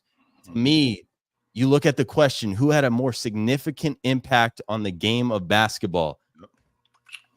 You can argue Wilt Chamberlain, of course. You can argue that picture of him holding the $100, the 100 points and the piece of paper. You could argue that's the most iconic picture in NBA history. But to me, the championships is above all. Absolutely. I could get with that, even though I'm not giving you the championships, because again, you can't tell me that I should have won more when nobody else won at all. In fact, I'm the only one who did it. If there was somebody else that you can say won, then I can get with that logic. I'm the only one who did it. But then when you're talking about these Game 7s, let's discuss these Game 7s, for example. So in Game 7 in 1965, when Chamberlain That's the game when Havlicek steals the ball. Chamberlain only took one shot in that quarter. That's a coaching issue because that's not Chamberlain not shooting the basketball. That's not Chamberlain not playing defense. Because if I got a guy on the floor who's my best player who won't shoot the basketball, why do I have him on the floor? Clearly, he should have been on the floor. He should have had the basketball more. He should have been scoring more. But they didn't go to him. And if they went to him, that would have happened. And I'm not giving you 69 either. And the reason why I'm not giving you 69 is off the strength that I watched. Off the strength that me watching that game, I'm watching Wilt Chamberlain, and I wasn't around during that time, but I ended up watching the game later on. I watched Wilt Chamberlain, who also played. He shot 10 shots that game, playing with the guy in Jerry West, who was averaging 27 shots a game in that series. If you got your best big man, that's not even getting involved in the offense nearly as much, and he shot 10 shots in that game. And I don't know if you noticed, Jack, he only missed one shot. He missed one shot in that game. Not only did he only miss one shot in that game, this is the same guy whose coach, when he asked to come out of the game just for a minute because he was banged up and he was good to go back in the game, the coach wouldn't put him back in the game. So I'm not giving you 69 either. When you talk about impact and all the rule changes, there is no bigger impact than Wilt Chamberlain. I get it. All right. Go ahead and throw that timer up. Go ahead and throw that poll up. And you guys go ahead and get over there and vote on who you believe made the more significant case for these two players, Wilt Chamberlain and Bill Russell. Once again, do not vote on which team you like more. Do not vote on which panelist you like more. Do not vote on which player you like more. Do not vote on your own biases. Vote on strictly who made the more compelling argument. All right, y'all. I also want to encourage you to like the video, subscribe, and become a member if you haven't yet done that. Fellas, how's your day going so far? Man, running good, Joe. Running good. I don't think people give Jack enough credit for what he does. And I was definitely more prepared for this than people know. I did not just walk in the door like I got this wrapped up. No, I didn't. No, I definitely prepared myself more than people know. Yes, I did. All right. We got a couple more minutes. I mean, a couple more seconds. So y'all get over there and vote. We got 20 more seconds. Jack just tapped out for a second. He should be jumping right back up here pretty soon. And then we will get into topic 2 of this last heated debate. I feel like me and Ron been around all day. For real. I feel like me and Ron been running all day. Like me and Ron been lifting couches and moving pianos and moving kitchen tables, doing all of that stuff all day long, man. I done seen you in 3 different locations today, yeah, man. We kind of been all over the place, but yeah, man, this is what we do, right? This is what we do around here to keep it cooking. That's what we do, no doubt. So, All right, y'all. I am about to hit Jack on the side. I don't know what happened. It's been technical difficulties all day up on this PCL, but you know, we getting through it. We making it happen. We'll figure it out. We'll get back to it. We will get back to it. So, all right, here we go. As we're waiting for him to tap back in, Chill, you seen that the USA women's team? I did, yo. I did. Nigeria is better than what I thought they was. Me too. Nigeria got a good team, yo. They do. They got a good team, and that big girl for Nigeria, she's a lot better. I'm surprised that the WNBA. I think with these Olympics, I'm surprised that the WNBA hasn't done more homework internationally, because like countries like Nigeria, like that got talent like they have, you would think that they would be scouting more talent over there in places like that. I'm surprised that they didn't do that. I am. Yeah, it was definitely a whole lot more competitive than I thought it would have been. But they only won by 14 points. You know, you expect when they step on the court, them to be blowing out countries by 20, 30, damn near even 40. By everybody, right? You would think so, but I think that I still don't think that the world is catching up when it comes to women's basketball. I do think that the world has gotten more talented, but when I watch Team USA, they just look razor sharp. They do. I'm a big Stewie fan. I just love how she defends, how she affects the game on both ends of the floor, how she get downhill. She's a mismatch nightmare. for any and everybody. Mhm. And there aren't many women that I've seen in the world, especially with these Olympics going on, that I've seen that I feel like are better than her. Yeah, Jack said he was having some Wi-Fi issues, so he Mhm. should be back here pretty soon. But Mhm. speaking of Stewie and them girls, shout out Jackie Young too, because she she came through and did what she does best. It got Get a money. little chippy though, Ron. I keep forgetting her name. The girl who ended up slamming Angel Reese in the regular season. Oh, Alyssa Thomas. Liza Thomas. That's now who she played for. One more time. She plays for the Sun, Connecticut. That's who Sun. she played for. She played for Connecticut Sun. That I think ain't that Dewana Bonner. That's her chick. Okay, yeah. That's what I figured. And you need some edge. You do. That's what she do best. Like she Yes. like Ron Artest. She Yes. like Ben Wallace. Yes. She like Dennis Rodman. Like she not playing with you out there. You're not gonna step on the court with Alyssa and every other all the other 5 players on the other team. They gonna feel Alyssa when you on the court. You come through that paint, you gonna feel Alyssa. You try to get to the rack, you gonna feel Alyssa. She gonna make sure that her presence is felt. And she's not just one of those. And she's not that kind of player. She's that kind of player with edge, but it's not dirty. But it's also she can play too, Ron. Like she's not one of these. She's not one of these players who. She's not one of these players who, she's just out here to just muck the game up and dirty up the game and get you off your game. No, she will get you on that block and face you up 16 feet away from the basket. She will get you on that block and back you down. She will get that. She will get downhill in transition. I like her game. I do. And I like the edge that she brings. No doubt about that. She led him in assists today. She had 6 assists. Yeah. I like her. I do. I do like her. She reminds me of a female Draymond Green, but just a better scorer. Like a female Draymond Green. Like imagine if Draymond Green could actually, get you 20 points a night. Right. That's who she reminds me of. With the passing, with the defense. And she's a little better of a perimeter defender than Draymond Green would be too. So can guard 1 through 5, can play make, can actually score, get on that glass, and it's just a pest all around. And less nonsense too. Less nonsense than Draymond. She's not getting suspended for the playoffs. She's not getting thrown out of games. Like she know where the line is. Like she'll do stuff, but she also knows where the line is. So I'm feeling that. Do I get a deduction? Nah. We just had to take a commercial break. Hey, we're just gonna blame it on the backboard or something like that. The rim, the rim came off, whatever, however it happened. But we back in full effect. We had some technical difficulties, but no worries. Chill. You did win the poll for topic 1. Okay. But here we go. We getting into topic 2, and we got a real good one for our second topic. We got 2019 Paul George. Y'all remember that was his MVP year, or the year where he finished top 3 in MVP. And then you got 2020 Jimmy Butler, and y'all remember what he did that year. Who would you rather be your number 1 option out of these 2 guys? Chill, you started off, or no, Jack, you started off the first one. Yes, he did. So Chill, you will start off this topic. So whenever you're ready. So when I think about Paul George and I think about when he was a number 1 and how long he was a number 1, it's definitely early on in his career, previous to him getting injured. He was elite in year 3. He was elite in year 4. Then he got injured.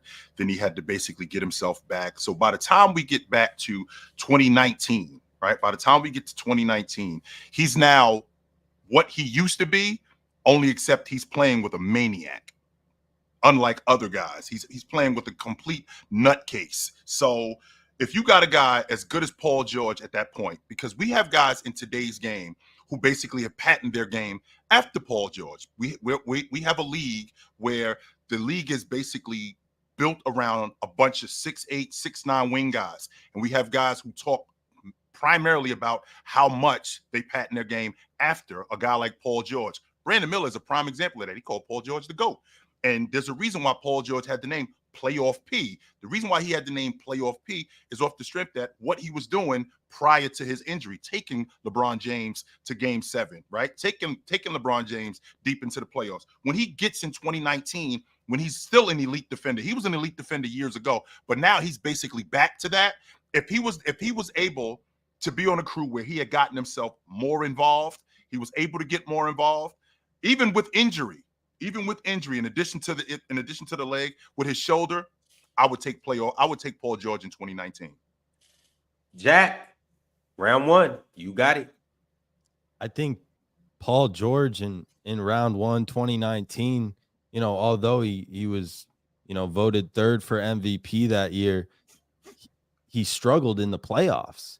And when you look at how we analyze any athlete, not just NBA players, but more specifically NBA players, it's about what you do when the lights are at its brightest. And Paul George, in this specific argument, when you're talking 2019 Paul George versus 2020 Jimmy Butler, it's not close. One team was led by Jimmy Butler to an NBA Finals. The other was a first-round exit, and the guy struggled. We don't even know. Sure, he was the leading scorer, but was he even the number one option? I don't know. To me, when I look at Paul George, and maybe this is recency bias playing a factor, but I've never really seen him after the Indiana days as a number one option. When he was in Indiana, that was the best days of his career, and you said it. Prior to injury, he was different, and he still was different in 2019. But when you look at what Jimmy Butler did, he lost to LeBron James. Sure. He lost in the bubble, but some would say that was the hardest championship to win, and he got there. It's the famous picture of him leaning. To me, what Jimmy Butler did in that season overall trumps what the 2019 Paul George was. Well, when I think about Paul George in 2019, one of the things that I think about is I think about a complete basketball player. I don't think about a good basketball player. I think about a complete basketball player who was elite on both sides of the basketball. There's a reason why he was first team all defense. I think he finished second in defensive player of the year that year, third in defensive player of the year that year. He was in the top 5, if I'm not mistaken, in defensive player of the year that year. Now, one thing about Paul George, which people don't talk about nearly as much as they should, is the ability to score the basketball. Paul George is one of the better 3-level scorers that the NBA has ever seen, particularly that year. He was fantastic as a long ball shooter, getting to the basket. I feel like his athletic ability was right back where it needed to be. Only difference is that, once again, he was playing with a maniac. I would love to know from anybody that knows anything about scoring how you can get and stay in rhythm when you're running with a point guard who, in the series that you're running with, and you could be the primary scorer, this point guard who is the primary ball handler shoots the ball in 2 of the 6 games 82 times. There's no way that I can possibly get a rhythm and get involved in this at all when my point guard is coming down 5, 6, 7 straight trips and shooting the basketball. You wonder why I'm going 5 for 17. You wonder why I'm going 5 for 18 and 4 for 13, because I'm not getting involved in the offense at all. I can't develop a rhythm. I can't get a lather because my point guard is consistently jacking up shots. And once I get involved in the game, at that point, the game is over. So if I had a better opportunity where the offense was ran through me a little bit more, we would have been much better.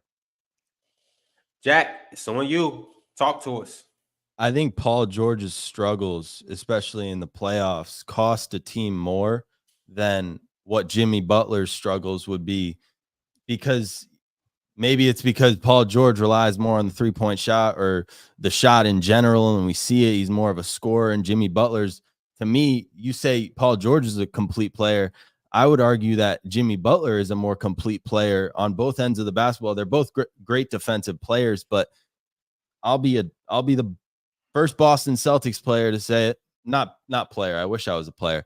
I'll be the first Boston Celtics fan to say it. None of us want to say it. I fear Jimmy Butler, and I always have. I don't fear Paul George for 1 second. He goes to the 76ers this year, and I'm not thinking twice about the 76ers, especially if Embiid's healthy. I could care less. Our team's amazing, right?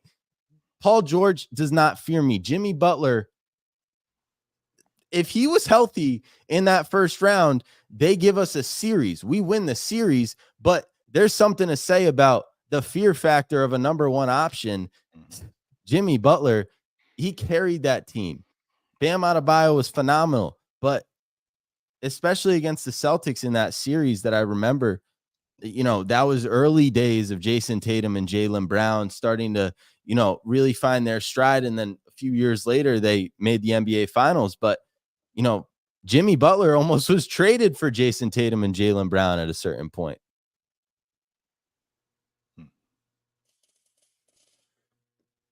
All right, y'all. Let's go ahead and put this poll up. Let's go ahead and get these votes in. Yeah. And you guys let me know who you feel won this debate. 2019 Paul George versus 2020 Jimmy Butler. It was some good points made. That was tough for me. I don't like talking about Jimmy Butler in a positive way. Why not? You know. Jimmy He's a Boston guy. That's why. Of course. If it wasn't for Jimmy Butler, y'all wouldn't have that ring this year. Why wouldn't he? Right? Jimmy Butler turned them boys into men. He put that battery in their back. You know, so somebody got to spank the little boys so they can grow up to be tough men. You know what I'm saying, Jack? Hell yeah. Yep. I got All a right, lot so of we got respect for him. We got about 40 seconds left. Go over there and get over and vote. It is a close poll right now. I need you guys to cast your votes. Help me out, guys. Hey, I'm not trying to get hold 6-0'd. Hold on, Jack. I can't have you swaying the voters. Oh, my bad, Come on, my guys. bad. That's breaking the Come rules. on, guys. We need you to go over there and vote. All right, here we go. We got 20 more seconds left. All right, we're gonna get into the next topic. Speaking of the Celtics, and speaking of Jason Tatum, we know that these two guys feel very strongly about Jason Tatum. So our next topic will be, which one of these teams between the Pistons and the Wizards would Jason Tatum make a better team right now, today? All right. Round 2, the polls are in. Ding, ding, ding, ding. I told y'all, upset alert today. It looks like Jack took 52% of the votes against Chilltown in round 2. So shout out to Jack. But remember, that is just the live vote. The live vote isn't the end all be all. If you are watching this video and it's not live, you have an opportunity to vote. All you have to do is type in the comments and let us know, who do you think actually won this whole debate. All right, let's get into topic 3. Pistons versus the Wizards. Which team would Jason Tatum make better? Jack, it's on you this time. Let's take it away. Man, I mean, he make both teams real good. He would probably like a favorite in the East immediately, but I'm going to say with the Wizards more than the Pistons. Why the hell would you want to go to the Pistons? That's the first thing. But in terms of the Washington Wizards, and if I'm looking at them as a whole, I mean, obviously, they basically just got a number 1 overall pick in Alex Sarr, and he struggled a little bit in the summer league, but I'll hold out hope with him. But I'm looking at 2 guys in specific here for the Washington Wizards, and the first is Jordan Poole, a champion. The thing about Jordan Poole is when he went to Washington in his first year, he was almost the number 1 option, and Jordan Poole's not a number 1 option. He's a great 2. You look at so many great 2s in the NBA. Jordan Poole he's not Jaylen Brown. He's not Devin Booker. Those are number 2 options. So you have to look you have to look at, if you want to be a championship team in today's NBA, you can't have Jordan Poole as your number 1 option. And Jason Tatum with Jordan Poole, along with Kyle Kuzma, that would be a championship core. They all have championship experience. There's no championship experience with the Detroit Pistons. Also, shout out and Gonzaga guy, Corey Kispert. He's kind of like the Sam Hauser of the Boston Celtics. So I see a great fit with the Wizards. So the if I'm not mistaken, Jason Tatum is getting a lot of flack for what's going on in the Olympics. And it's obvious that when you play for a specific coach, when you play in a specific system, you could look different, and it can completely throw a monkey wrench in how good you actually are. That's what was going on last year with the Detroit Pistons. They had a lot of damn good talent. I love Jalen Duren. Cade Cunningham is a damn good player. Ivy is another damn good player. So they had some really good talent, but at the helm, they had a head coach who didn't even want the job. He not only did he not want the job, he was sabotaging games. There were games, even though they lost 28 straight games, and I thought that it was going to be 40.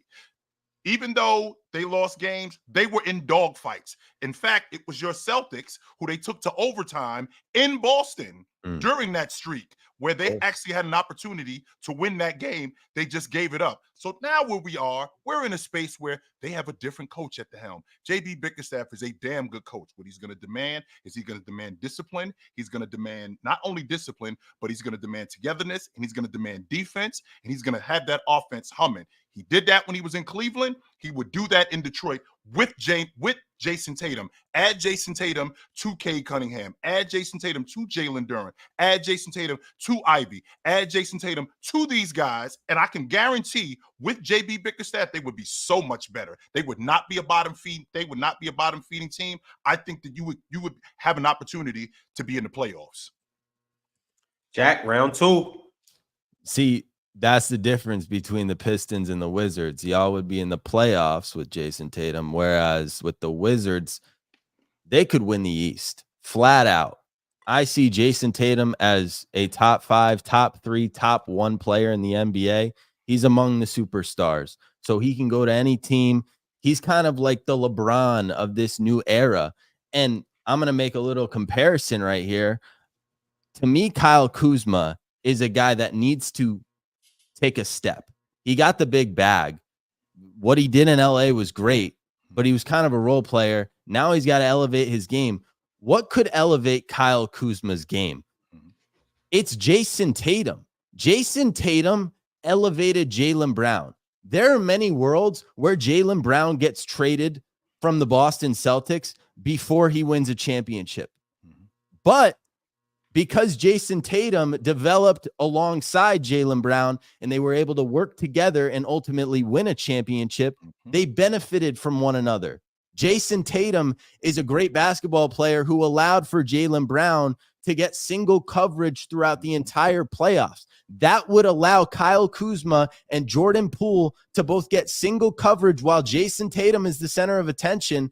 To me, I don't see anybody on the Detroit Pistons other than Cade that could potentially, be the next Jaylen Brown. I see Kyle Kuzma benefiting from Jason Tatum. So if you look at what the Detroit Pistons have done, and you brought up an interesting point about having guys around you. If you look at the talent, how much better this Detroit Pistons team would be, not just with the talent that they have with Cade Cunningham, who's one of the best downhill guys, not only one of the best downhill guys and scorers at the rim, Ivy, who I think is one of the better young defenders in the game. I had this Detroit Pistons team with both Cade Cunningham and Ivy. I had them as one of the best young backcourts in the league.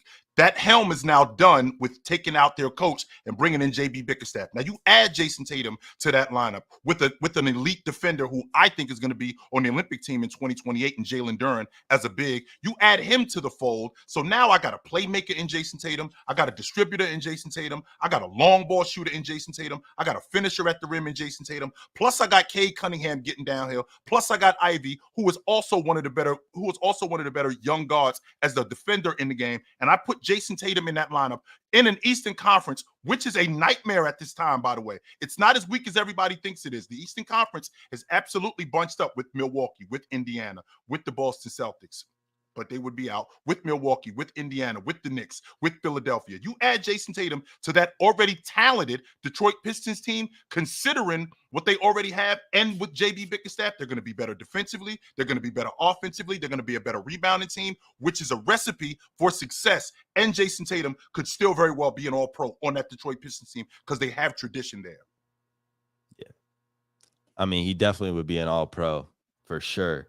But I want to go back to the Kyle Kuzma and Jaylen Brown comparison a little bit.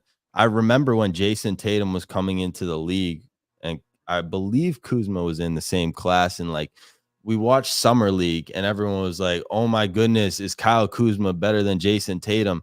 So you probably ask yourself, are they similar players? Do they play the same position? Is that going to conflict? But ultimately, I think in today's game, it's a positionless sport, and you could have a Kevin Durant and Jason Tatum and LeBron James all on the same team. They're going to make it work.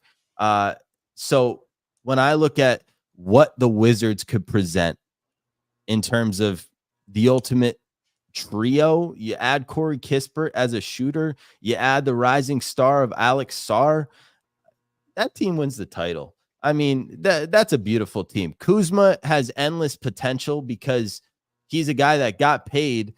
Poole got paid. Both these guys are very secure and just content with, you know what? I'm going to be the best basketball player that I can be. And I think Cunningham, Ivy, Wiseman, a lot of these guys on Detroit are fighting for spots. To me, I think the Wizards are just in a better spot to acquire. Imagine if Kevin Durant came home, right? Jason Tatum, similar to Kevin Durant. I think JT more like LeBron, but if Tatum went to the Wizards, playoff team. All right, y'all. That was a good debate. That was a good topic. Put up the time and put up the poll, and let's get down to the bottom of this. While that's going, I got a couple super chats that I do want to read, so let's go ahead and address this. Awesome. The poll is up. Vote, vote, vote, vote, and vote again. Brax the Bandit said, bring up the mountain lion next.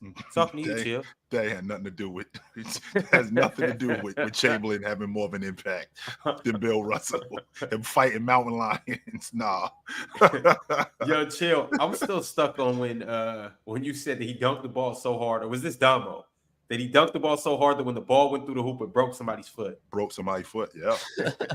Yes. I mean, Jack, the tales about Chamberlain are incredible, man. They just are. Me and Tone do a show. My man Tone doesn't think Chamberlain is a real person. That's how awesome he was. No, I texted my buddy and he's like, bro, just bring up the fact that, you know, he might have these big stat lines, but who knows if they're even real. Right. My man Tone doesn't even think Chamberlain is a real person. Like we actually have Russell's had a calm, cool 15 a game. We good, you know? These people is like, no, there's nobody like that ever existed. No, it's not. Yes, it is. Yeah. That's funny. He might have been around for a long time. 15 seconds left on the poll. No Get doubt about over it. there and vote. It's 10 seconds left. While you guys are still voting and while all that's getting wrapped up, I got a super chat from 19 Butterman 98. He said both teams are terrible, but Detroit is worse. I agree. You could give them prime Bron and prime MJ, and they still picking fifth in the draft. Wow, Let's be that's not serious, true. because No. Detroit isn't and will never be in the Steph Curry present won a nor title. future. Steph That's Curry not won a true. title with Jordan Poole as the second option. So, I mean, you put prime LeBron, prime MJ. You kidding me? I mean, all he's basically saying is L Detroit. That's it. really what he's saying. It has nothing to do with Detroit as a team. No, he's just saying L Detroit. That's all. Yo, James B. Eat it. Mhm. All right, y'all. The poll for round 3 just dropped, and Chill, you dominated that poll. You took 81% of the votes. But remember, Jack, this is just the live vote. You may get some votes after the fact when people do watch the video when it's not live. So you guys make sure to comment, make sure to like, make sure to subscribe, and we will see you guys again next week. Any closing remarks, fellas? Absolutely, Jack. Man, that was fantastic. I enjoyed that, no doubt about it. I had a good time. I contrary to popular belief, and I don't listen to these dudes no more when they talk about, you know, you got easy. No, I don't listen to that no more. I do my homework. When I saw Haize a couple of weeks ago, I was like, nah, I'm not walking into this thing blind no more. I'm doing my homework whenever I have to deal with any of these dudes. And yeah, I'm doing my homework. You have to, and I took a lot of lessons from what you were hitting me with. So Absolutely, it was a lot of fun, and appreciate the time. Absolutely, yo, no doubt. All right, y'all. Hey, can we Next week- get Jason Tatum back in the game? Can he have a role on the Olympics? All right, No. Yo, Jack, next week you got Haize. All right, And Chill, next week you got Dion from Ohio. Okay. he can hit you All with a lot of stats. Mm-hmm. Mm-hmm. All right, fellas, we will catch you next week. Appreciate Later. y'all coming through. Later. All right, y'all. It was a good day on PCL. It's always a good day on PCL. Before I get up out of here, I just want to let you guys know that on Sunday we will be back in full effect.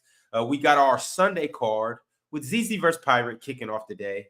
Then we got Gifted versus John D. I promise you they're going to have a very good matchup because I can see their topics and I know what they're going to talk about.